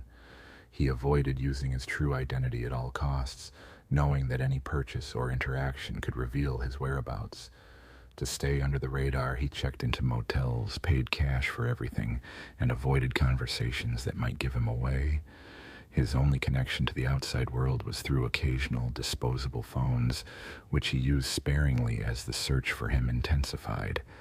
As the days passed, Daniels grew increasingly paranoid. The brief sightings, like the one in Ohio, had shaken his confidence, making him feel unsafe even in familiar places. Every passing vehicle made him flinch, and every stranger who glanced his way seemed like a threat. The self-assuredness that once marked his successful heist was now eroding under the weight of constant fear. Meanwhile, in New York, law enforcement's efforts to locate him were gradually bearing fruit. Authorities managed to trace an old address linked to a distant relative, an aunt living in the Bronx. Though they hadn't been in contact for years, investigators learned she was renting an apartment in a densely populated neighborhood, increasing the chances that Daniels might seek refuge there. The building was a modest complex serving lower-income families, a place where someone could easily blend in unnoticed. Detective Hayes, collaborating with the local team, decided to visit the area herself. She understood that this lead could be the breakthrough needed to finally bring Daniels into custody. Upon arriving in the Bronx, she was briefed on the latest developments and quickly joined her colleagues in canvassing the neighborhood. They spoke with residents and examined the surroundings for any signs of the fugitive. On the third day, a significant lead emerged. A shopkeeper reported seeing a man matching Daniels' description in his store just days earlier. The man appeared nervous, but managed to pay with a stack of cash. The shopkeeper hadn't initially realized who he was dealing with, but the description and behavior aligned with someone trying to stay hidden. It was evident Daniels was nearby and likely staying close to the area. News of the sighting spread rapidly, prompting the FBI to establish surveillance around the complex. From a distance, agents observed the building, watching for any unusual activity. As they monitored the scene, their suspicions grew stronger that Daniels was hiding in one of the nearby apartments. However, despite the mounting evidence, there was no definitive proof linking him directly to any specific unit, and his aunt had not been in contact with him for some time. For several days, the suspect had been observed at his residence, complicating the investigation without any immediate grounds for a search warrant. Law enforcement relied on subtle surveillance, patiently waiting for a slip that might reveal his whereabouts. As days stretched into weeks, Daniels remained elusive, slipping through their grasp as he had on numerous previous occasions. His knack for evading detection had become almost instinctive, and his ability to stay concealed seemed to defy logic. Yet, as time progressed, the tightening circle around him grew more evident. Detective Hayes understood that sooner or later a mistake would occur. He had already slipped up during the robbery, and eventually that error would lead to his capture. In a sprawling, unpredictable city like New York, vanishing was simple, but every effort to cover his tracks only drew the authorities closer. Each move Daniels made inadvertently facilitated their pursuit, bringing them ever nearer to apprehending the man responsible for the notorious Midtown heist. After weeks of relentless observation, a breakthrough finally emerged. The team was growing weary, yet their perseverance paid off when an anonymous tip arrived from a local resident. The informant described a man seen entering the same apartment complex where Daniel's aunt resided. This time, the description matched him more precisely. The individual had entered under cover of darkness, carrying a large bag, possibly filled with stolen items or valuables. This tip was exactly what they needed to act. Hayes swiftly assembled a team of local agents and FBI personnel, ensuring all precautions were in place. Daniels had already proven to be resourceful and elusive, so they could not afford any mistakes or lapses in judgment. The plan was straightforward: coordinate a discreet perimeter around the building while minimizing their presence. Hayes knew Daniels, given his paranoia, would likely attempt to flee if he sensed danger. To prevent this, they aimed to catch him off guard before he could vanish into the city's labyrinth. The team positioned themselves carefully, covering all exits from the complex. Meanwhile, Hayes and a select group approached the apartment where Daniels was believed to be hiding. Every step towards the building felt heavier, the tension mounting with each moment. This was the culmination of months spent chasing a ghost, and the fear of failure weighed heavily on everyone involved. As they drew closer, Hayes' mind raced through every possible scenario. If Daniels was inside, he wouldn't surrender easily. Yet they had no choice but to act swiftly. Reaching the door to Daniels' aunt's apartment, they paused for a tense moment of silence. Hayes signaled to the team, and one officer gently knocked. The waiting was agonizing, but they knew that the next move could finally bring the elusive suspect to justice. While others prepared to intervene if necessary, there was initially no response, and for a moment it seemed as though the door might remain closed forever. Suddenly, a faint rustling from inside broke the silence, causing her heart to race. The door creaked open just enough for her to glimpse a silhouette within. The figure who appeared was tall, with his head slightly bowed, a posture Hayes instantly recognized from surveillance footage. In that fleeting moment, their eyes met, and Hayes saw the man who had been evading authorities for a long time. Though older and more worn, his face was unmistakable. Frozen in place, his body tense, as if weighing whether to fight or flee, he seemed caught in a dilemma. Recognizing the critical juncture, Hayes signaled her team with a quick gesture, instructing them to surround him before he could react. Suddenly, Daniel snapped out of his hesitation and bolted toward the apartment's rear. The agents responded swiftly, but he was quick, and for a moment, it looked like he might reach an open window or door. Instinctively, Hayes chased after him, determined not to let him escape again. She reached him just as he neared the kitchen, grabbing his arm and pulling him down. Daniel struggled, trying to free himself, but the reality of his situation became clear. He was cornered. The agents quickly moved in, securing him with handcuffs before he could resist further. Hayes stood over him, her breathing heavy as adrenaline coursed through her. Daniel, panting and wide-eyed, finally ceased his resistance. His fate was sealed. After months of relentless pursuit, false leads, and dead ends, this moment marked the culmination of their efforts. He was now in custody. The apartment, once a refuge for Daniel, now felt like a cell. As he was led out to a waiting vehicle, he realized that all his careful planning, the stolen money, and his attempts to evade justice had been for nothing. His life had spiraled into chaos, and facing numerous charges, including armed theft and assault, his future was uncertain. For Hayes, the case was finally over, but the emotional toll lingered. Watching Daniel depart, she reflected on the victims of the robbery, the bank employees who had been terrorized and scarred. She considered how one man's desperation, despite meticulous planning, had ultimately led to his downfall, driven by fear and guilt. Yet her work was not finished. The arrest marked the start of a new phase in the investigation, focusing on uncovering any accomplices or connections and fully understanding the extent of Daniel's criminal activities. In the aftermath of the Midtown heist, much of the stolen money remained unaccounted for, yet for the moment Detective Hayes allowed herself a brief sense of relief. The city had been rattled by the daring theft, but the man responsible was finally in custody. As the investigation pressed on, this case served as a stark reminder of the intricate nature of criminal behavior and the lengths some individuals will go to conceal their pasts. It also highlighted the unwavering determination of those committed to justice. Hayes understood that many more offenders lurked out there, eager to leave their mark on the world, but for now, she found comfort in knowing this one had been caught. Turning to a different chapter, the year 2000 brought a notorious event in Los Angeles' criminal history. A daring and precisely executed robbery targeted a luxury jewelry store nestled in the city's bustling downtown. Known for its rare diamonds, watches, and fine jewelry, the store was a magnet for celebrities and affluent clients, making it an ideal target for a clever mastermind. The perpetrators, a group of 4, had spent months meticulously planning every aspect of the heist. They studied the store's layout, employee routines, security measures, and the vault's location, all while knowing about a recent shipment of rare diamonds that had garnered media attention, heightening the store's appeal. The heist unfolded on a busy Friday afternoon during peak shopping hours.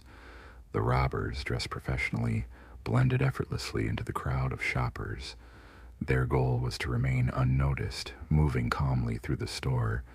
As they casually browsed, they exchanged subtle signals indicating it was time to act.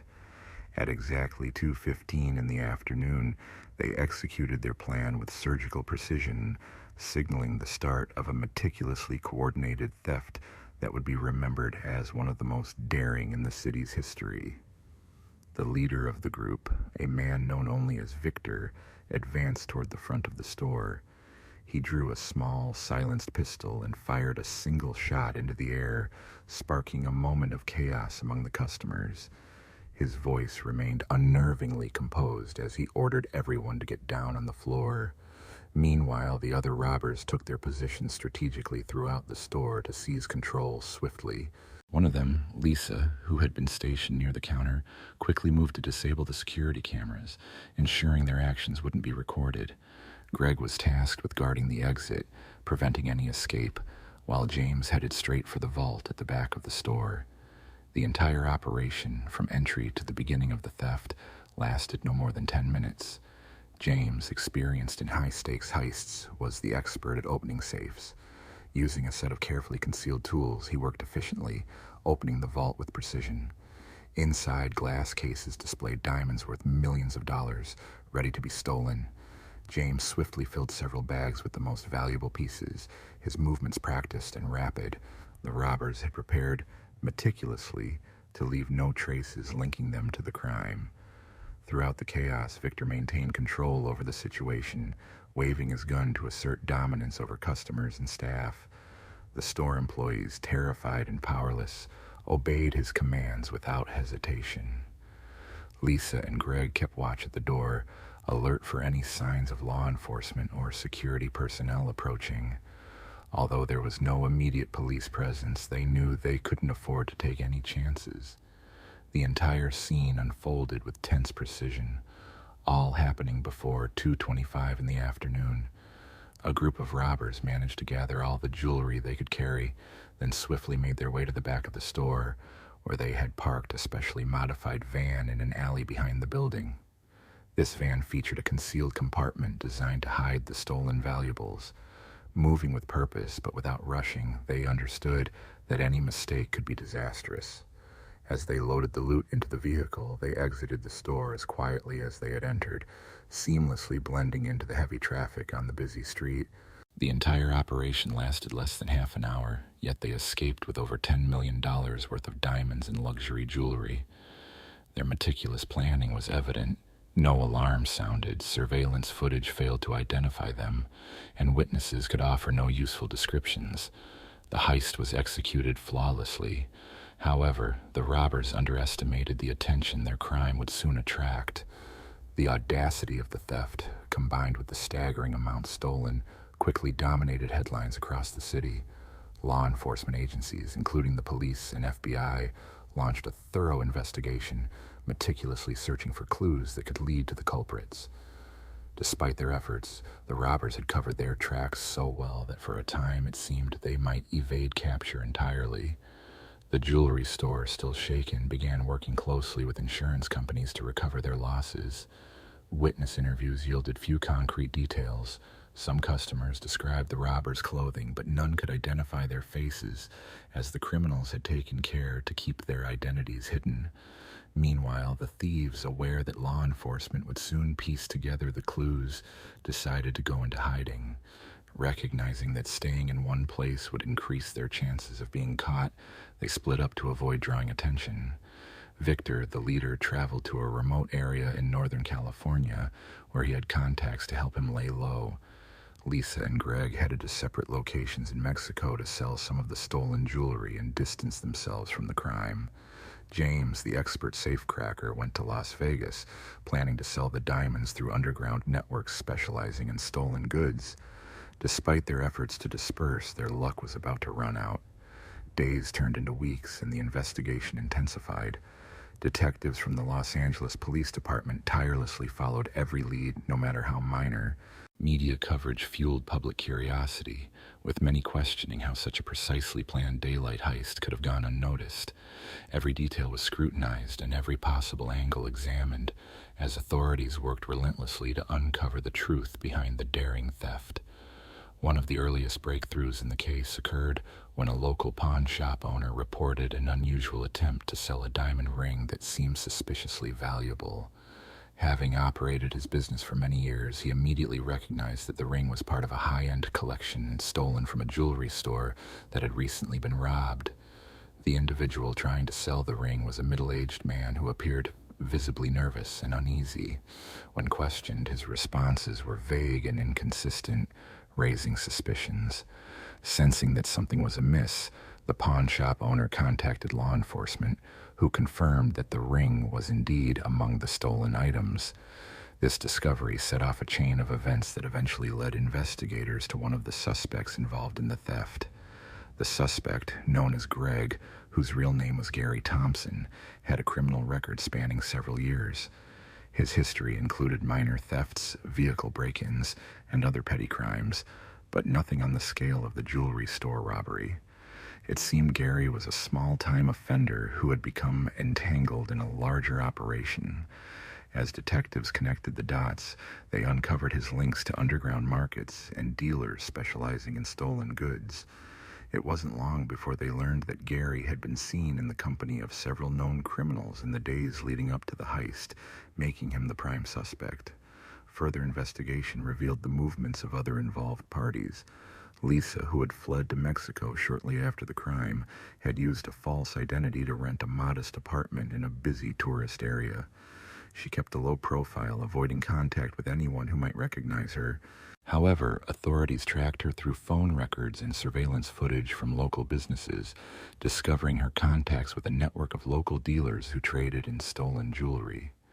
Meanwhile, Victor, the group's mastermind, had gone into hiding, employing false identities and connections to stay undetected. Law enforcement traced his whereabouts to a remote cabin in Northern California where he was believed to be hiding. They uncovered that Victor maintained contact with various associates, some linked to known criminal organizations, complicating efforts to locate him precisely. The most elusive suspect was James, the safecracker, whose time spent in Las Vegas gave him a significant advantage. The city's vast and bustling environment allowed him to vanish into crowds easily.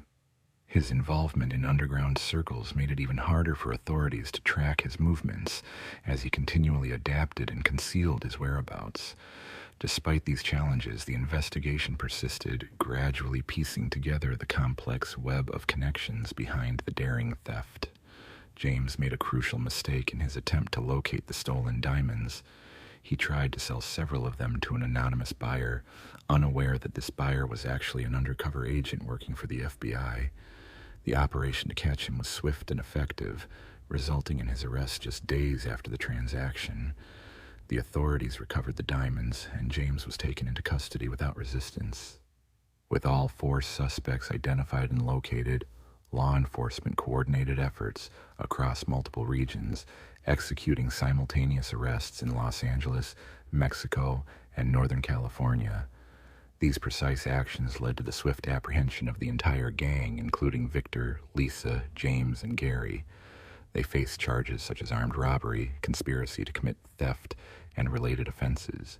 As the suspects were processed, most of the stolen jewelry, including diamonds, watches, and other valuables, was recovered and returned to the jewelry store. Although a small portion of the loot had been sold or dispersed through underground channels, the majority of the stolen items were accounted for, providing relief to the store owner. However, the case was far from closed. Investigators understood that this robbery was part of a larger criminal network involved in the sale of stolen goods. The connections between the robbers and underground dealers extended across several states, prompting months of further investigation. This effort eventually led to the dismantling of a significant criminal enterprise spanning from California to Nevada. During the trial, the courtroom was tense as the accused faced the consequences of their actions. Once confident in their ability to evade justice, they now sat nervously, awaiting sentencing. The prosecution presented compelling evidence, including witness testimonies and recovered stolen items. The defense argued that the suspects had been coerced by more powerful figures, but the jury remained unconvinced. Victor, the mastermind, was sentenced to 25 years in federal prison for orchestrating the heist. Lisa, who had disabled the security systems, received a 20-year term. James, the safecracker, was sentenced to 15 years, and Gary, who had attempted to sell the stolen ring, received a 10-year sentence. The aftermath of the robbery left a lasting impact on the jewelry store in the city of Los Angeles. While the store managed to recover and resume operations, the incident underscored the reach of organized crime and the ongoing efforts required to combat it. The employees present that day were left with deep psychological scars, often experiencing nightmares and flashbacks of the terrifying moments they endured under the robbers' control. The heist not only robbed the city of millions of dollars worth of goods, but also inflicted lasting emotional trauma that would take years to heal. For law enforcement, the case was celebrated as a victory, an achievement born of persistence, strategic planning, and teamwork. Yet, for Detective Hayes and the investigation team, it served as a stark reminder of how far criminals would go and the meticulous effort needed to bring them to justice. Although the culprits had been captured, the city was left pondering how many other similar crimes might still be lurking, waiting to be uncovered. As the investigation progressed, authorities shifted their focus toward unraveling the complex network behind the heist. While Victor, Lisa, James, and Gary were apprehended, investigators soon realized that the theft was only a fragment of a much larger operation, operating covertly for years. The Los Angeles robbery was just one link in a vast web of thefts and illegal dealings. Law enforcement uncovered that the robbers had collaborated with a network of fences, buyers, and smugglers specializing in moving stolen, high-value items. These intermediaries played a vital role in converting stolen diamonds and jewelry into cash, with some maintaining ties to broader criminal organizations across the country. The ease with which the stolen items were distributed indicated that this network had been active for a long time, revealing that the crime was not the work of a random group, but part of an organized syndicate. This revelation sent shockwaves through the authorities, igniting a renewed effort to map out the full extent of the syndicate's reach. In the weeks following the arrests, detectives tracked the movements of individuals connected to the robbers, uncovering crucial leads. One significant breakthrough was a phone call between Lisa and an associate known as Marco.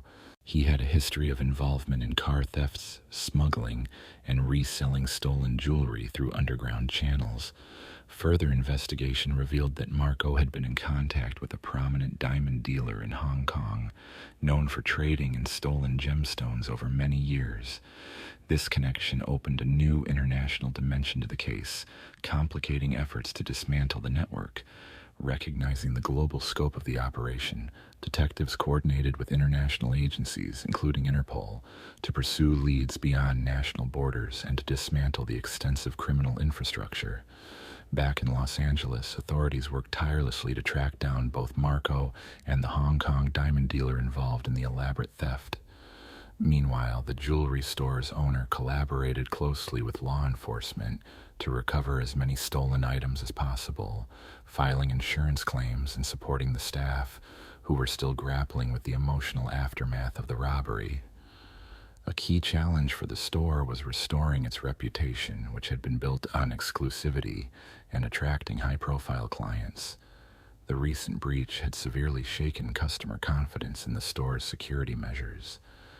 As the investigation progressed, police uncovered that the heist had been planned with exceptional precision.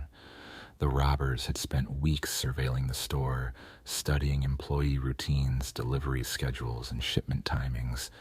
They had even monitored security guard shifts and analyzed surveillance camera patterns, demonstrating a detailed understanding of the store's security infrastructure. This meticulous planning pointed to perpetrators with extensive knowledge of the jewelry industry and high-security systems. Detectives also found that James, a skilled safecracker, had previously collaborated with other criminals specializing in high-tech safes and vaults.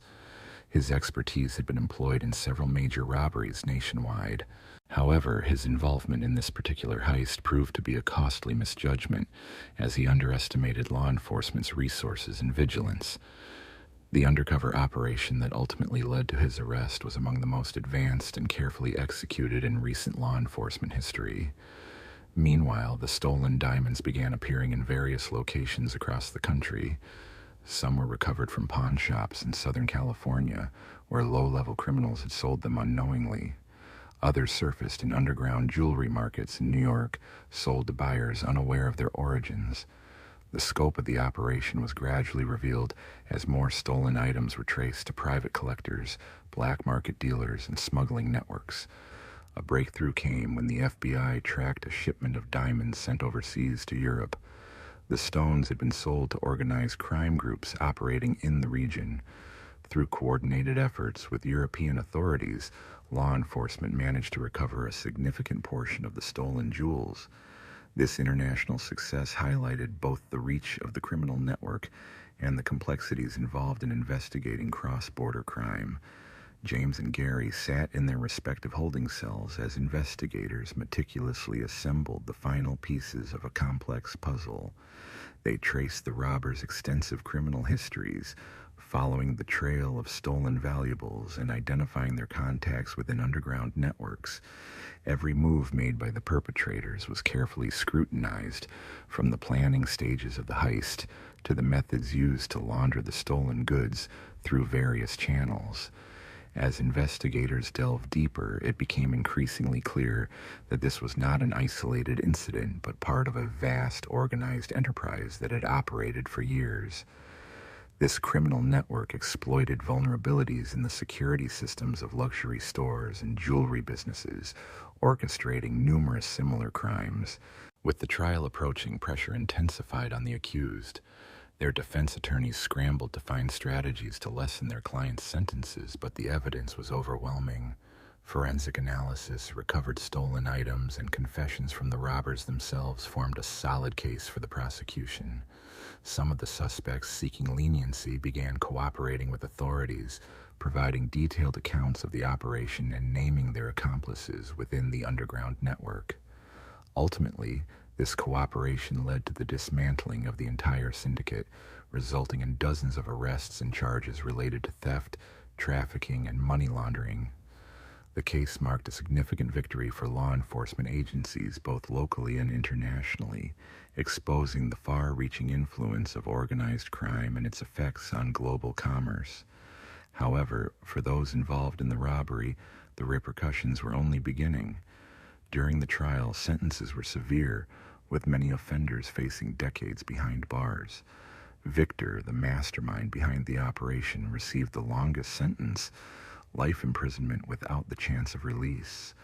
Lisa, James, and Gary each received lengthy terms, ensuring that their involvement would shadow them for the rest of their lives.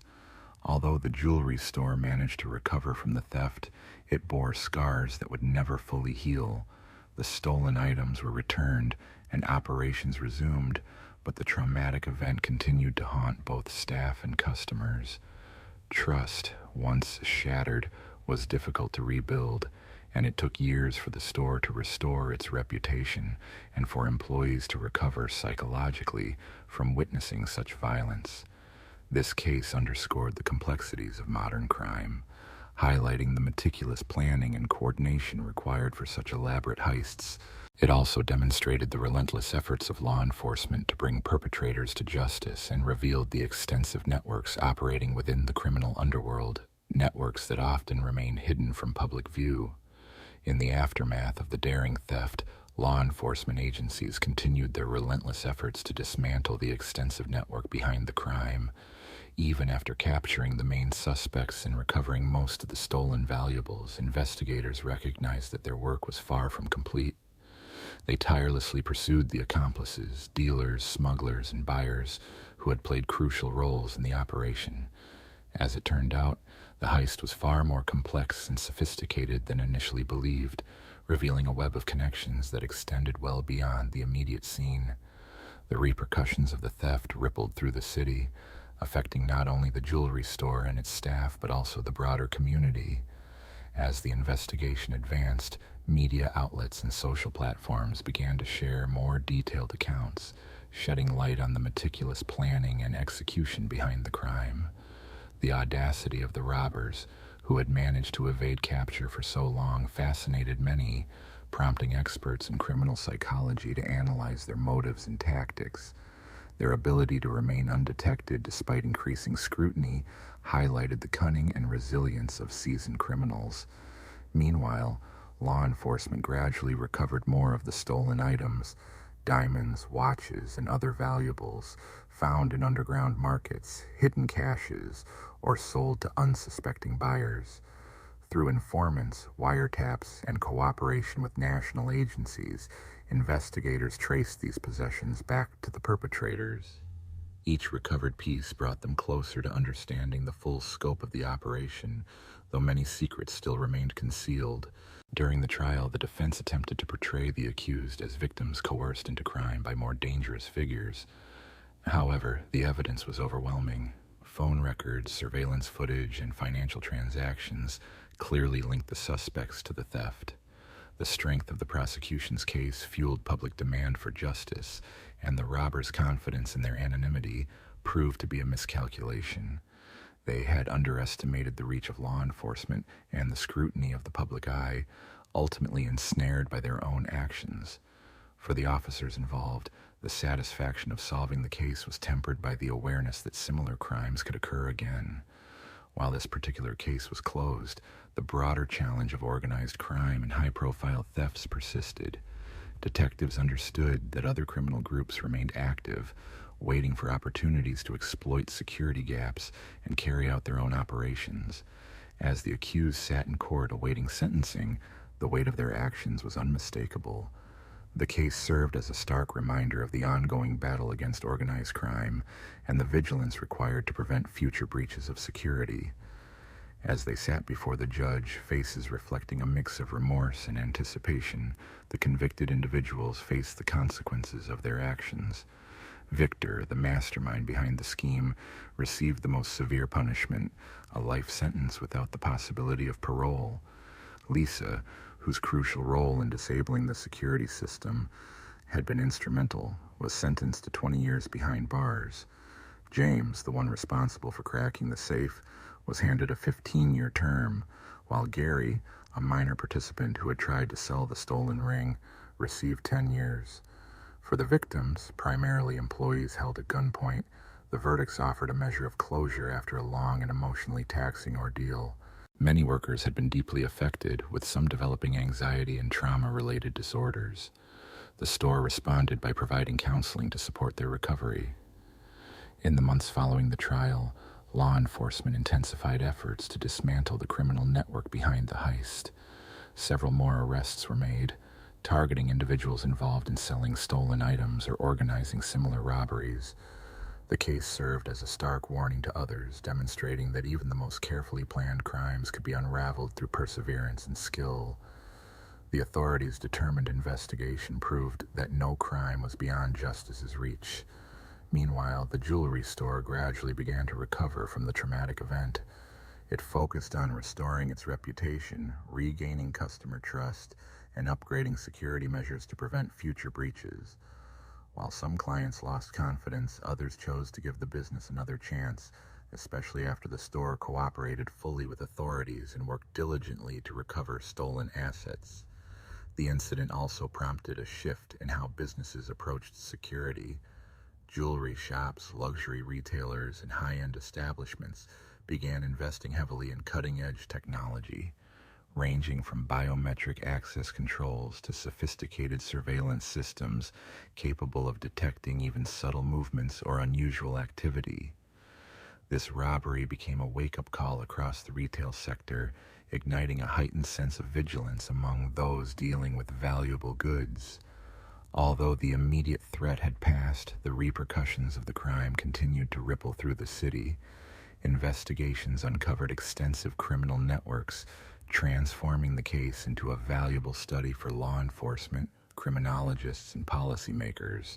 The story of how seemingly ordinary individuals orchestrated such a complex operation and how authorities managed to unravel it remained a compelling example of justice's reach and the importance of resilience in the face of crime. In the year 2000, one of the most startling and widely publicized criminal cases in the United States unfolded, capturing national attention. A series of high-profile carjackings swept through the greater Los Angeles area, orchestrated by a highly organized crime syndicate. These violent hijackings targeted luxury vehicles, creating an atmosphere of fear and uncertainty that persisted for several months as authorities scrambled to identify those responsible. The initial incident occurred in the early months of that year when Stephen Foster, a wealthy real estate developer, was ambushed outside his upscale Los Angeles residence. Foster had just finished a dinner meeting when a masked assailant, seemingly well-prepared and deliberate, confronted him. The gunman demanded the keys to Foster's brand-new Mercedes-Benz S-Class, then quickly fled with the vehicle, leaving the victim shaken but unharmed. At first, investigators believed this was an isolated act by a lone thief. However, as similar incidents increased in frequency, it became evident that a larger, more complex operation was at play. The perpetrators were not only stealing luxury cars, but also using these assets within a broader scheme to launder money and smuggle illicit goods across the state. The stolen vehicles, often equipped with advanced technology and valuable features, frequently changed hands on the black market or were shipped overseas. Law enforcement responded swiftly, forming a specialized task force composed of top investigators from various agencies. Their mission was to uncover the pattern behind these crimes and bring the criminals to justice. As the team examined the series of carjackings, a clear pattern emerged. The crimes were highly coordinated, targeting specific neighborhoods, affluent areas near luxury shopping centers and wealthy residential districts. The stolen vehicles, worth hundreds of thousands of dollars each, were not randomly taken but carefully selected. Investigators uncovered that the crime ring operated with a sophisticated network of contacts, each member fulfilling a specific role, from the carjackers themselves to those who received, resold, or shipped the stolen vehicles. This organized approach highlighted the depth and professionalism of the operation, revealing a criminal enterprise that had mastered the art of stealth and efficiency.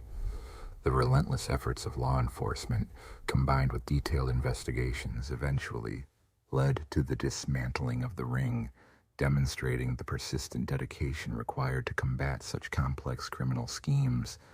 Individuals who typically concealed their identities behind masks and carried weapons would often approach victims in broad daylight.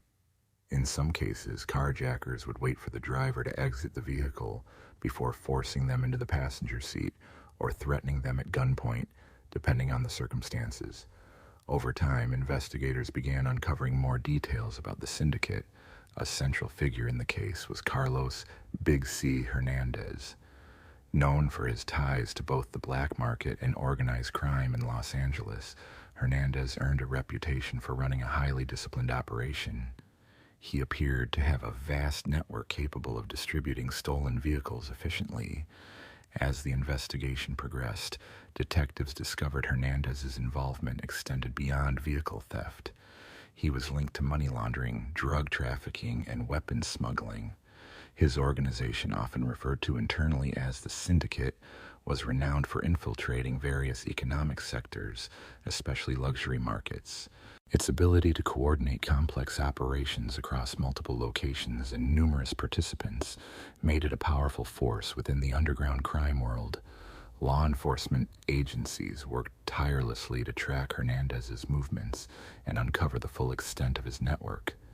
They found that his influence stretched well beyond Los Angeles, with connections in several major cities, including San Francisco, Las Vegas, and Miami. It seemed Hernandez was orchestrating an international operation, moving stolen cars from one city to another for resale. A significant breakthrough occurred when investigators identified a pattern in the stolen vehicles. Many high-end cars were resold through underground auctions held in warehouses and parking lots across the region. These covert events were promoted through encrypted messages on dark web forums, attracting buyers willing to pay premium prices for luxury vehicles. To evade detection, the cars were often modified with altered identification numbers, making them nearly impossible to trace. Attention then shifted to a group of individuals seen attending these clandestine auctions. Among them was Victor Alvarez, a known associate of Hernandez, who acted as a broker between the carjackers and buyers. Alvarez was recognized within the underground scene for his ability to swiftly and discreetly move stolen goods, often collaborating with overseas clients seeking luxury cars through illicit channels. Authorities continued following the financial trail, analyzing bank records and wire transfers. They uncovered that large sums of money were being transferred across multiple accounts, fueling the criminal enterprise and enabling its widespread operations. Law enforcement agencies uncovered a sophisticated operation where funds were channeled into various legitimate businesses owned by Hernandez and his associates. These enterprises served as a cover, enabling them to launder money and sustain their illicit activities. As the investigation advanced, authorities intensified their efforts to dismantle Hernandez's network. After months of meticulous surveillance and intelligence gathering, they pinpointed the location of a major car auction taking place in a warehouse in downtown Los Angeles. With this intelligence, a large-scale raid was coordinated, aiming to seize both the stolen vehicles and those involved in their sale. On the night of the operation, agents stormed the warehouse, securing dozens of luxury cars that were about to be sold to buyers worldwide. The raid was successful, resulting in multiple arrests, including Victor Alvarez. Despite these breakthroughs, Hernandez himself managed to evade capture, remaining at large for the time being. The investigation into the carjacking ring continued for several months, with authorities uncovering additional details about Hernandez's operation. They discovered a hidden cache of weapons and illicit drugs linked to the syndicate's broader criminal trade. While law enforcement made significant progress, Hernandez's whereabouts remained unknown, and efforts to locate the mastermind persisted. Meanwhile, victims of the carjackings, many targeted in their own homes, faced ongoing emotional struggles. Although the stolen vehicles were eventually returned, the trauma inflicted by the violent incidents proved difficult to overcome. Many victims shared their stories, revealing feelings of fear and helplessness experienced during the attacks. Some required therapy to manage their anxiety and emotional scars. The case drew national attention not only because of the high-profile thefts, but also due to its exposure of the hidden world of organized crime operating beneath everyday transactions. Media coverage highlighted the criminals' ingenuity and the complexity of their schemes, which exploited modern technology and mobile networks to facilitate their crimes. As the trial approached, authorities managed to charge several members of the ring, including Alvarez and others captured during the raids. However, Hernandez remained at large, transforming the case into a symbol of the ongoing struggle between law enforcement and organized crime networks. In the months following the raid on the warehouse, the investigation into the carjacking syndicate intensified, revealing a highly organized and ruthless network operating across multiple states. Authorities quickly understood they were dealing with a sophisticated group whose activities extended far beyond stolen vehicles. Their goal was to apprehend the remaining members, including Carlos Big C. Hernandez, the mastermind who had managed to evade capture despite extensive surveillance and resources. While stolen cars formed a core part of their operations, investigators uncovered that Hernandez and his crew used these vehicles to facilitate the trafficking of illegal goods such as firearms and narcotics. The group had established a clandestine system of warehouses, safe houses, and transport routes, enabling them to move stolen vehicles, drugs, and weapons with remarkable efficiency. These vehicles were frequently driven across state lines to markets in cities like Las Vegas, Miami, and New York, often modified with hidden compartments to conceal illicit substances like cocaine and methamphetamine. The criminal network also engaged in complex financial schemes, channeling proceeds from their activities through legitimate businesses owned by Hernandez and his associates. This web of money laundering made it difficult to trace the flow of funds, which often involved large wire transfers routed through offshore accounts. These transactions pointed to an international clientele, primarily based in Europe and Asia, willing to pay premium prices for stolen luxury cars and other high-value goods, knowing they could resell them discreetly. As the investigation expanded, law enforcement agencies recognized the importance of international cooperation to dismantle the syndicate's global reach. They relied heavily on informants. Some members of the organization had already been detained and were cooperating in exchange for reduced sentences. Many of these insiders were low-level operatives with limited involvement in the most serious crimes, but provided vital intelligence. One such informant, Jesse, a former driver for the syndicate, had played a crucial role by revealing how stolen vehicles were transported and how the operation was structured. This combined effort of surveillance, intelligence, and international collaboration brought law enforcement closer to dismantling the entire network, aiming to bring the remaining criminals to justice and disrupt their extensive illegal operations. During one of his arrests for a carjacking, he began cooperating with authorities, providing valuable insights into how the criminal network operated. He explained that Hernandez had recruited members of the syndicate, often selecting individuals with backgrounds in street-level crime or experience with luxury vehicles. Jesse described Hernandez as having an exceptional talent for identifying potential associates who could contribute to the operation, and he maintained strict control over task assignments within the group. He also revealed Hernandez's reputation for meticulous planning. The carjackings were not random acts, but carefully coordinated operations targeting specific vehicles. The group maintained a list of luxury cars, including high-end sports cars, premium brands, and costly SUVs, which they aimed to steal. Hernandez had established a network of informants who monitored wealthy individuals, providing intelligence on when certain cars were likely to be on the road, enabling the criminals to strike at the most advantageous moments. The thefts themselves were swift and precise. The robbers would approach victims in parking lots or near their residences, often during daylight hours, and demand the keys. In some cases, they used threats involving firearms or violence to ensure compliance.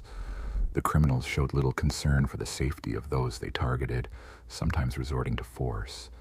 The fear and trauma inflicted on victims were significant, yet the thieves rarely left witnesses who could identify them. Stolen vehicles would quickly vanish into the black market before authorities could intervene. As law enforcement gathered more intelligence from informants, they began reconstructing the timeline of the operation. It emerged that Hernandez had been leading the syndicate for several years, but it was not until the year 2000 that his activities intensified, culminating in high-profile carjackings.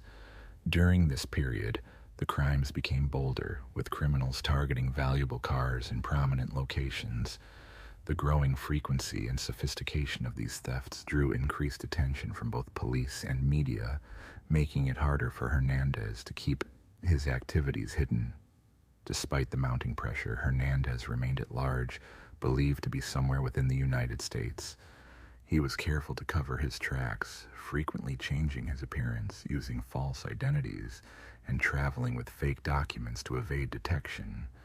The authorities understood that capturing him would require patience, precise coordination, and collaboration across multiple jurisdictions.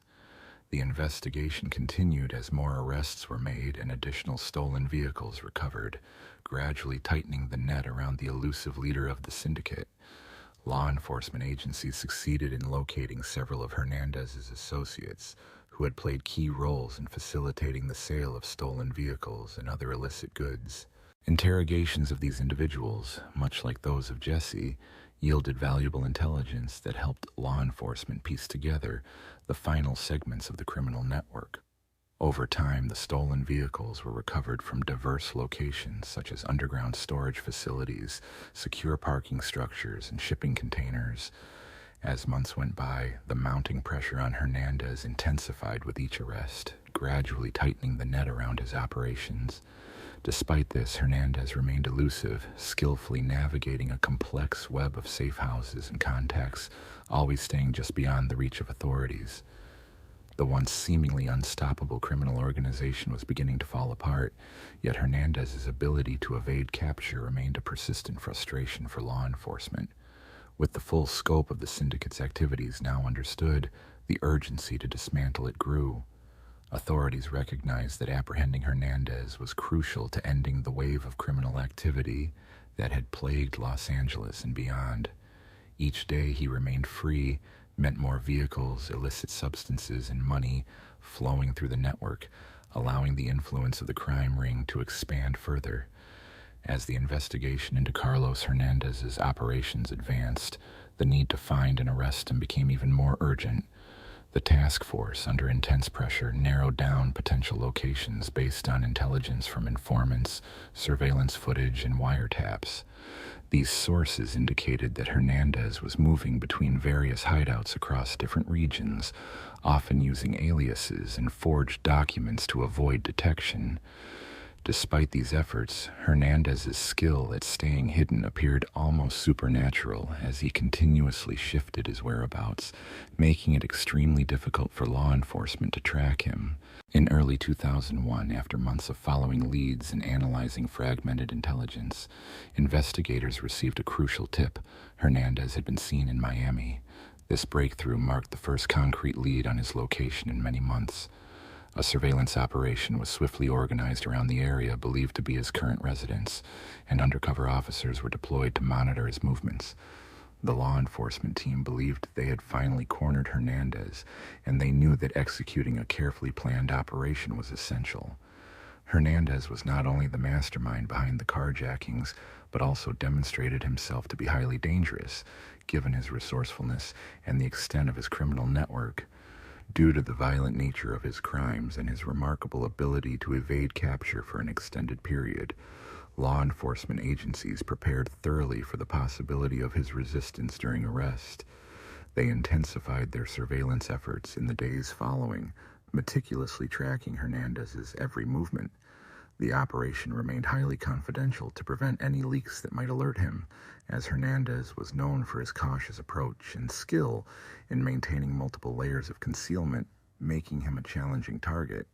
Nevertheless, authorities learned from past mistakes and were determined not to let him slip away again. On the morning of March 22, 2001, a significant breakthrough occurred. Hernandez was spotted leaving a safe house in downtown Miami and entering a vehicle that resembled a luxury sedan, one of the same models he had stolen during his recent carjacking spree. Recognizing the importance of the moment, the surveillance team quickly relayed the information to the rest of the operation. A tactical unit, including specialized officers, was swiftly deployed to intercept the vehicle before it could exit the city limits. The plan was to execute a controlled apprehension, aiming to detain Hernandez without causing harm or collateral damage. They tracked his car through the busy streets of Miami, maintaining a discreet distance to avoid alerting him. Unaware that law enforcement was closing in, Hernandez continued his routine, weaving through traffic as if he were an ordinary citizen. For several minutes, his vehicle moved steadily toward a predetermined point, heading directly into a police blockade set up in a nearby alley. The officers positioned their vehicles strategically, cutting off all escape routes in a carefully coordinated maneuver designed to ensure Hernandez's capture without incident. At exactly 9:45 in the morning, the operation reached its critical moment. The police swiftly executed the takedown, with patrol vehicles quickly surrounding Hernandez's car from all sides. Recognizing he was cornered, Hernandez attempted to escape, but officers were already at his door, forcing him to the ground and securing him in handcuffs in a seamless motion. The lengthy manhunt, which had spanned months and involved extensive surveillance, intelligence gathering, and coordination, had finally ended with Hernandez's arrest. This marked a significant victory for law enforcement, yet it was only the start of the legal process. Hernandez was transferred to a high-security facility where he awaited trial on multiple serious charges related to his involvement in a carjacking syndicate. Authorities wasted no time in formally accusing him of numerous crimes, including conspiracy to commit carjacking, money laundering, weapons trafficking, and drug smuggling. The severity of these charges indicated that Hernandez faced a substantial prison sentence if found guilty. In the days following his detention, investigators uncovered additional stolen vehicles, many of which had been moved across state lines or shipped abroad. Hernandez's extensive network had allowed him to operate undetected for years, and law enforcement now had a clearer understanding of his criminal enterprise. Efforts to dismantle the remaining members of his organization began as the case moved toward trial.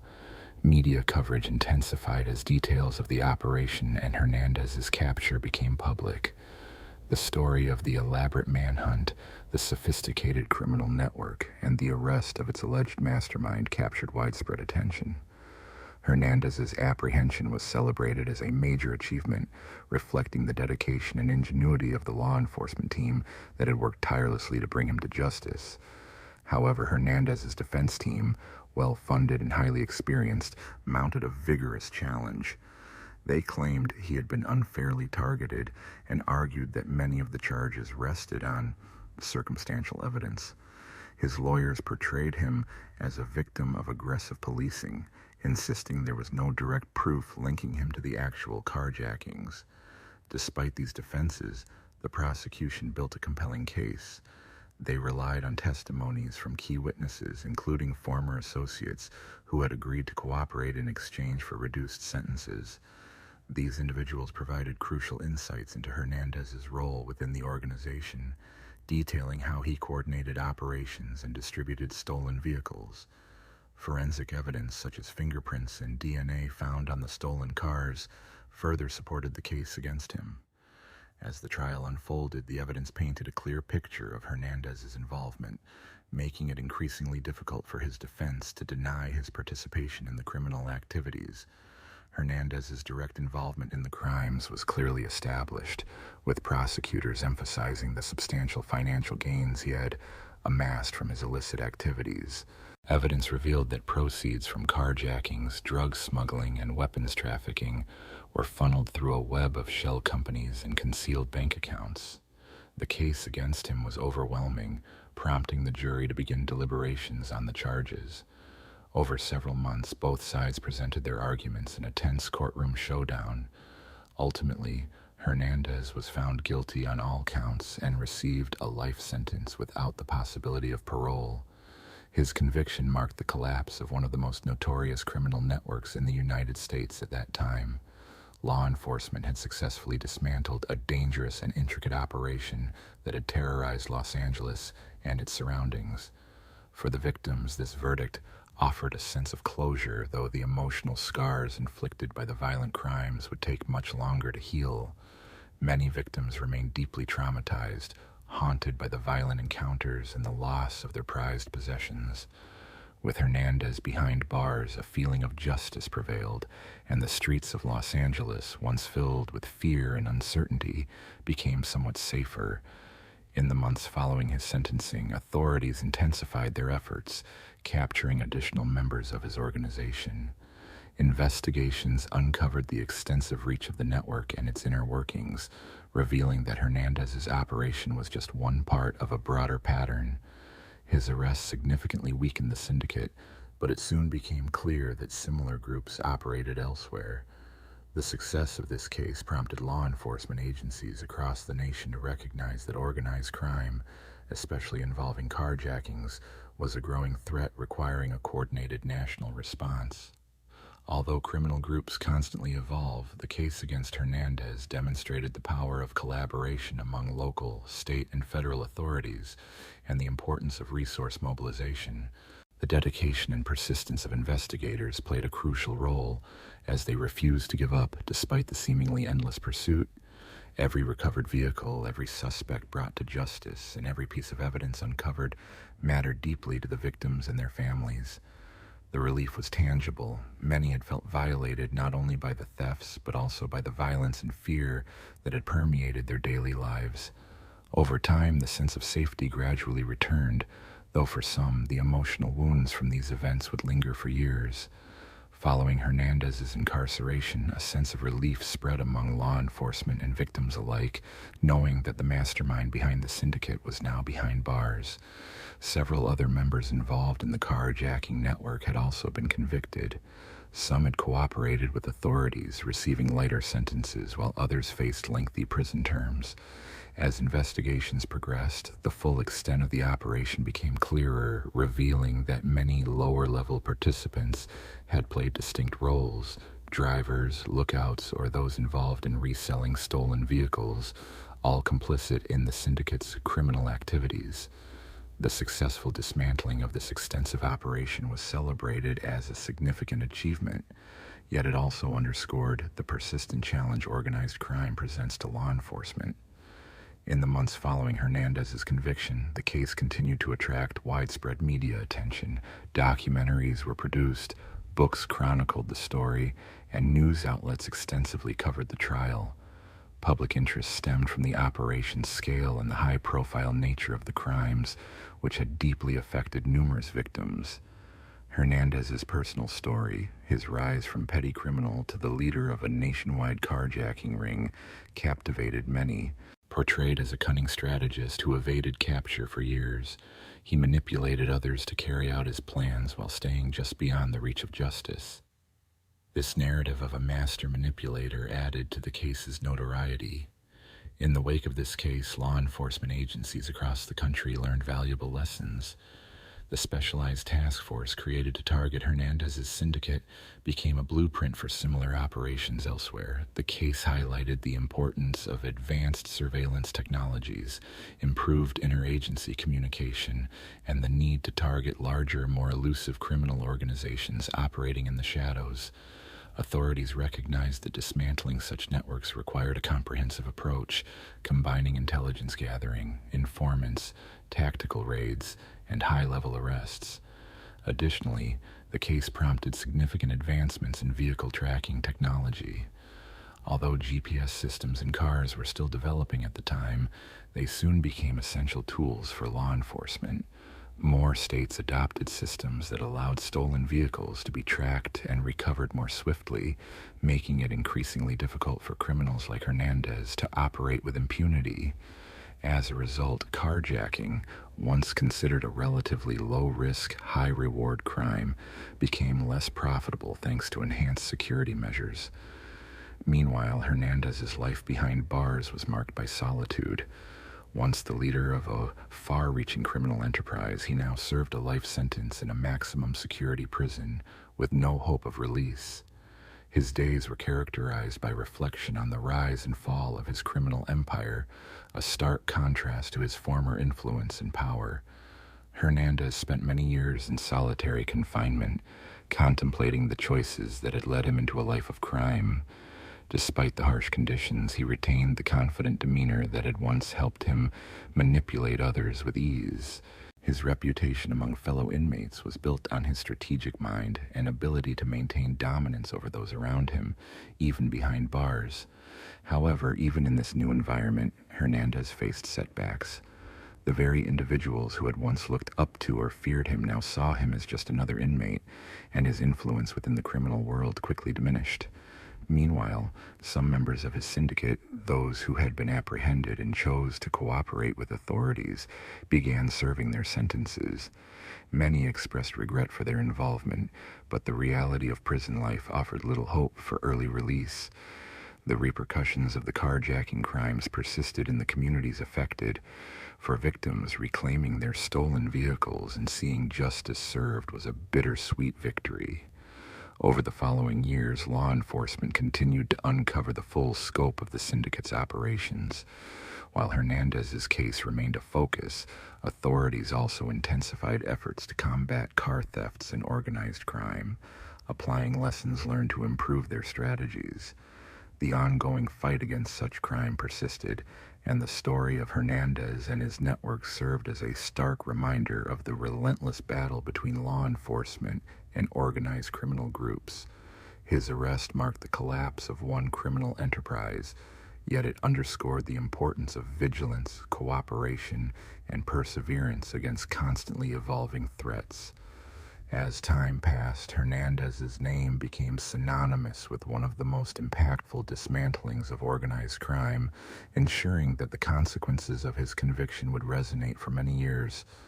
This story was set in the early hours of January 1st, 2002, in the quiet suburban neighborhood of Rolling Acres. A peaceful town, accustomed to children's laughter and neighbors chatting on porches, was suddenly shaken by a tragic event that would leave the community stunned. It all began with a phone call at 5:30 in the morning, signaling the start of an investigation that would forever change the town's sense of security. The emergency call to the police described a disturbance at the residence of Carla and Mark Thornton, a couple married for over 15 years. The caller's urgent tone conveyed hearing loud noises followed by an abrupt silence, prompting immediate dispatch of officers to the scene. Upon arrival, the officers found the front door slightly ajar. The interior appeared undisturbed, with no signs of forced entry. Their home was a typical middle-class two-story house, featuring a tidy lawn and a driveway leading to a two-car garage. Yet the peaceful exterior concealed a grim reality inside. Inside, Carla Thornton, aged 40, was found lying motionless on the living room floor. Officers quickly checked for vital signs, but confirmed she had been murdered. Her husband, Mark, aged 42, was missing. A faint trail of blood led upstairs, and cautiously, the officers followed it with pounding hearts. In the master bedroom, they discovered Mark unconscious on the bed, bearing what seemed to be self-inflicted wounds. He was immediately transported to the hospital, where medical teams fought to save his life. The scene raised numerous questions. Was this a failed murder-suicide or something more sinister? There were no signs of a struggle, and nothing appeared stolen. Carla's body showed no external trauma, yet her death was confirmed as suffocation, with no visible wounds. The forensic analysis revealed she had died from asphyxiation. The case was far from typical domestic violence. It posed complex mysteries. Why had Mark attempted to end his life? Was he responsible, or was someone else involved? What could have triggered such a tragic event in a seemingly stable household? As the investigation progressed, detectives interviewed neighbors, family, and friends. The Thorntons had been regarded as friendly and respected community members. Mark was a successful businessman, and Carla was active in local charity work. They had 2 children, a teenage son and a young daughter, who had spent the night at a relative's house during the incident. Delving deeper, authorities uncovered hidden tensions beneath the couple's outwardly perfect life, though these details would only emerge later. By the end of the first day, Mark had regained consciousness, albeit in critical condition. His injuries prevented speech, but the investigators continued their inquiries, determined to understand the full story behind this tragic event. The morning after the incident, investigators were eager to gather answers. They knew the importance of understanding what had happened during the hours leading up to Carla's tragic passing. The police meticulously examined the Thornton residence, searching for any clues that could shed light on the sequence of events. At first glance, the scene appeared deceptively normal, an unremarkable, peaceful home where nothing seemed amiss. Yet, as the detectives scrutinized the details more carefully, the truth began to emerge. Carla's body remained in the living room, having been thoroughly examined by forensic specialists. The initial findings confirmed that she had been asphyxiated, most likely with a pillow or a soft object that could have obstructed her breathing. There were no signs of a struggle, no bruises, defensive wounds, or other indications of a violent confrontation. Her eyes were wide open, a haunting reflection of the terror she must have experienced in her final moments. The manner of her death suggested a deliberate act, carefully planned and executed rather than a spontaneous outburst of rage. Meanwhile, Mark Thornton was in critical condition at the hospital, fighting for his life. When the officers found him unconscious in the bedroom, they were puzzled by his injuries. He had inflicted wounds on himself by slashing his wrists with remarkable precision, resulting in significant blood loss. Despite the severity of his injuries, there was no apparent indication of suicidal intent. Those close to Mark in the days before the incident described him as calm and even content, with no signs of depression or mental distress. This only deepened the mystery surrounding his actions. The police quickly began reconstructing the timeline of the events. The night before, Carla and Mark had attended a New Year's Eve celebration hosted by family friends. Witnesses reported that the couple appeared happy, engaged in lively conversation, and showed no signs of discord. They left the gathering early, around 1 o'clock in the morning, without any visible tension or argument. This peaceful departure contrasted sharply with the tragic events that unfolded later, leaving investigators to piece together the puzzle of what had transpired in the quiet hours that followed. After a long year, the Thornton family appeared outwardly normal, even idyllic, to those who knew them. However, as investigators delved deeper, subtle inconsistencies began to emerge. Friends and relatives started mentioning unusual details. Carla had recently withdrawn from her social activities, ceasing her attendance at charity events and spending more time alone. Mark, too, had become increasingly distant, often missing work for extended periods, despite showing no signs of illness. One of Mark's colleagues, David Ross, expressed concern, noting that Mark's behavior had grown more withdrawn in recent months. He had missed several important meetings and sometimes seemed disoriented, with his work performance noticeably declining. Yet, Mark never explained these changes, dismissing them as work-related stress. No one suspected that anything was seriously wrong, as Mark was known for keeping personal struggles private. Carla was the social organizer of the family, the one who brought people together, making it hard to believe she was in any danger. But as the investigation progressed, the truth proved far more complex. A breakthrough occurred when police obtained Mark's cell phone records, revealing that in the weeks before the incident, he had been in regular contact with someone other than his wife. Instead, he had exchanged numerous messages with Clara Williams, a woman from his past. Clara had been a colleague at his first job after college, and they had shared a brief, passionate romance that ended when Mark married Carla. The texts between Mark and Clara revealed an ongoing affair spanning several months. Initially flirtatious, their conversations grew more intimate over time. Clara seemed to have rekindled a spark with Mark, and their exchanges became a significant emotional outlet for him. As their communication intensified, Clara began demanding more of Mark's attention, urging him to leave Carla and accusing her of trapping him. In one of their last messages, Clara wrote, "You don't need her anymore. I'm all you need. Don't let her keep you in that cage." At the time, investigators were unaware of how deeply this affair affected Mark. The messages hinted at guilt and a sense of being caught between two worlds, yet Mark had not fully ended the relationship nor committed to Clara. This emotional turmoil created a dangerous internal conflict, leaving Mark torn about his marriage and future. The question then arose, did this affair contribute to Carla's death? Was the mounting stress and emotional strain so overwhelming that Mark's actions spiraled out of control? The investigation was now faced with the unsettling possibility that the hidden complexities of love and betrayal might have played a role in the tragic outcome. The events surrounding Clara Thornton's tragic death and Mark's subsequent self-inflicted injuries cast a dark shadow over the quiet town of Rolling Acres. Initially, the case appeared to be a domestic dispute spiraling out of control, but as investigators delved deeper, it became evident that something far more sinister was at play. The question of Mark's mental state soon took center stage, especially regarding his attempt to end his life shortly after Carla's passing. Was this act driven by overwhelming guilt, or was it part of a calculated effort to evade accountability? Could it have been a desperate move to cover up a larger conspiracy? The police were determined to uncover the truth. Their investigation quickly shifted from a straightforward domestic violence case to something darker, with each new piece of evidence revealing layers of complexity. As Mark remained unconscious, the authorities understood that the coming days would be critical.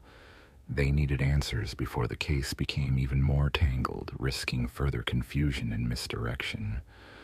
Over time, Mark's condition gradually improved, yet the detectives' frustration grew.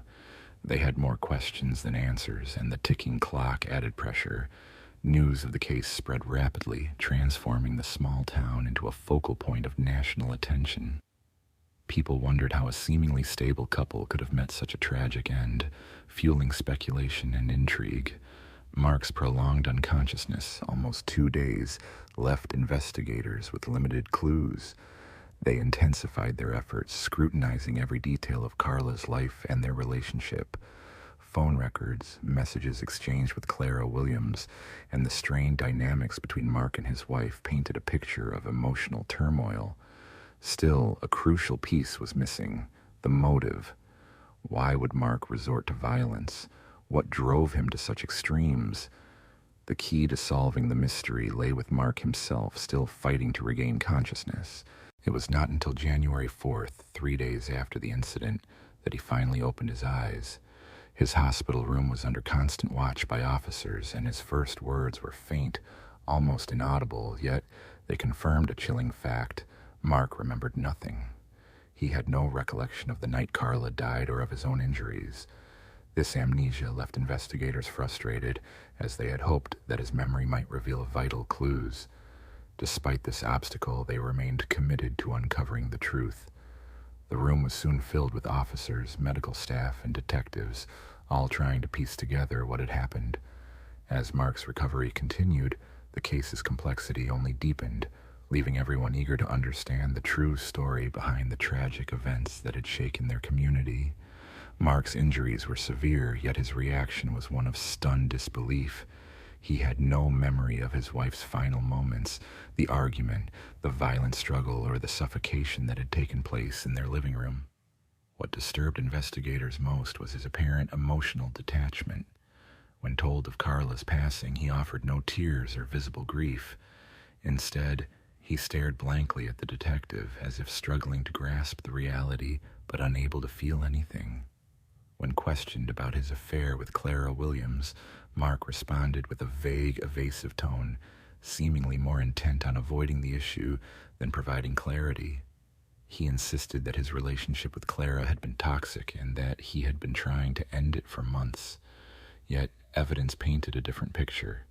Clara's messages and call logs showed her urging Mark to leave Carla, even hinting at drastic actions if he refused. The detectives grew increasingly suspicious, knowing they needed concrete proof to connect Mark to Carla's death. They turned to forensic experts at the scene, who meticulously examined every detail. The pillow near Carla's body lacked any DNA evidence linking it to the crime, but they found something unusual: a small, nondescript scrap of paper hidden beneath the couch. This note, hastily scrawled and seemingly incomplete, contained cryptic words. "I can't do it anymore. She's too much. I just wanted to be with you." The handwriting was confirmed to be Mark's. Its discovery sent a shock through the investigation, as it appeared to be a confession of sorts. But questions remained. Was it written before or after Carla's death? Was it a desperate plea, an attempt to justify the act, or a final message? The note suggested both guilt and a strange sense of relief, hinting at Mark's desire to escape his life with Carla and the pressure from Clara. The detectives now believed Mark played a central role in her death, yet uncertainty lingered about whether he acted alone or if Clara had been involved in some way. Clara's insistence that Mark leave his wife was clear, but she had not been present at the scene. Could she have influenced or been complicit in the events? The question of whether Mark orchestrated the entire incident from a distance or acted solely out of his own turmoil remained unresolved. It was clear that Mark was driven by the heavy burden of his actions and the emotional strain within his marriage, while investigators tirelessly sought the truth. Throughout this ordeal, his mental state was fragile. He became increasingly withdrawn, offering little during questioning, his guilt seemingly weighing heavily upon him like an oppressive shadow. His physical recovery was slow, yet the emotional wounds appeared even deeper, evident in his refusal to meet anyone's gaze and his tendency to stare into the distance as if reliving the haunting moments in his mind. It was apparent he grappled with profound internal struggles, yet he chose silence over confession. As days turned into a week, authorities faced a critical juncture. Mark had been hospitalized for nearly 7 days, and the investigation had reached a standstill. The evidence pointed strongly to him as the main suspect, but without a confession, arresting him remained impossible. The case seemed poised to close, yet the police persisted, determined to uncover the truth. The following week brought heightened uncertainty. The peaceful town of Rolling Acres, once known for its tranquility, was now filled with hushed conversations and wary glances. Neighbors struggled to process the disturbing developments surrounding the Thornton family, and the community felt the weight of the unfolding mystery. For the detectives, there was no room for distraction by public opinion. Their duty was to uncover what truly happened. Mark Thornton had become a shadow of his former self. His physical health improved gradually, but each passing day deepened his emotional distress. His memory remained fragmented, and his inability to recall the events leading up to Carla's passing hindered the investigation. He refused to discuss the affair or comment on the cryptic note discovered at the crime scene. Despite mounting evidence, Mark's silence persisted, preventing authorities from making an arrest. Cautiously, the police advanced their investigation. The forensic team revisited the Thornton residence, searching for overlooked clues that might definitively connect Mark to the crime. Their efforts initially seemed fruitless until a breakthrough occurred in the attic. Hidden beneath dusty furniture and old boxes, they uncovered a secret, Carla's journal. Carefully preserved, the diary offered a private glimpse into her thoughts, revealing why she kept it hidden. It became an invaluable resource, shedding light on her state of mind before the tragic event. The journal disclosed startling insights. Carla had sensed trouble in her marriage long before that fateful day. She wrote about feeling increasingly isolated from Mark, perceiving a growing emotional and physical distance between them. Her words painted a picture of a woman aware of the cracks forming in her relationship, hinting at underlying issues that may have contributed to the tragic outcome. This discovery added a new layer of complexity to the case, offering crucial context that could help unravel the mystery behind Carla's death. Mark's actions and the unraveling of his marriage revealed a complex web of emotional turmoil and hidden tensions. Carla had sensed that something was wrong long before her tragic end, noticing Mark's unusual behavior and mood swings that seemed uncharacteristic. She had even hinted at her fears, writing in her journal 2 weeks prior to her death, expressing her anxiety about Mark hiding secrets and her concern over what might happen if she confronted him. While these entries didn't provide concrete details, they painted a picture of a woman gradually piecing together the fractured state of her relationship, unaware of the danger lurking beneath the surface. The investigators, piecing together the timeline, focused on the days leading up to the incident, especially Mark's interactions with Clara Williams. Although the affair itself was painful, it did not appear to be the direct cause of the tragedy. Still, Clara's involvement was more intricate than initially believed. She had been pressuring Mark to leave Carla, urging him to make a decisive break from their marriage. Even after the event, Clara continued to send messages, attempting to influence Mark emotionally by suggesting that Carla's death might be for the best and that they could now be together. What once seemed like desperate pleas now appeared more sinister, hinting at a darker influence. Realizing the importance of her role, the detectives decided to question Clara Williams.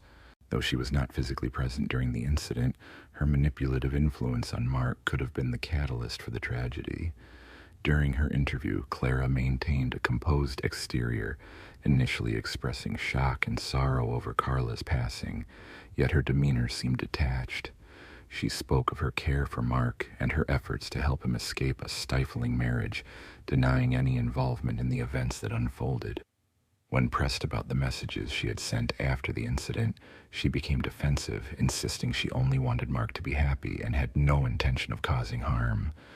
Her cold and distant tone, combined with her denial of any culpability, left the investigators with a troubling conclusion. Under the weight of guilt and the manipulative influence of her affair, Mark had reached a breaking point. His decision to end his marriage was driven by a combination of emotional distress and external manipulation, ultimately leading to the tragic outcome. In a tragic turn of events, Mark Thornton's actions resulted in the loss of his wife, Clara. Although he did not physically commit the act, her manipulative influence had driven him to a breaking point, pushing him towards an irreversible decision. Mark was subsequently arrested and charged with her murder.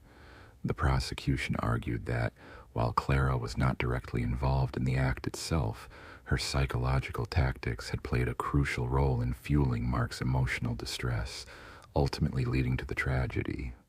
Clara Williams, meanwhile, was never formally implicated in the crime, yet she bore the weight of her own manipulative role in the aftermath.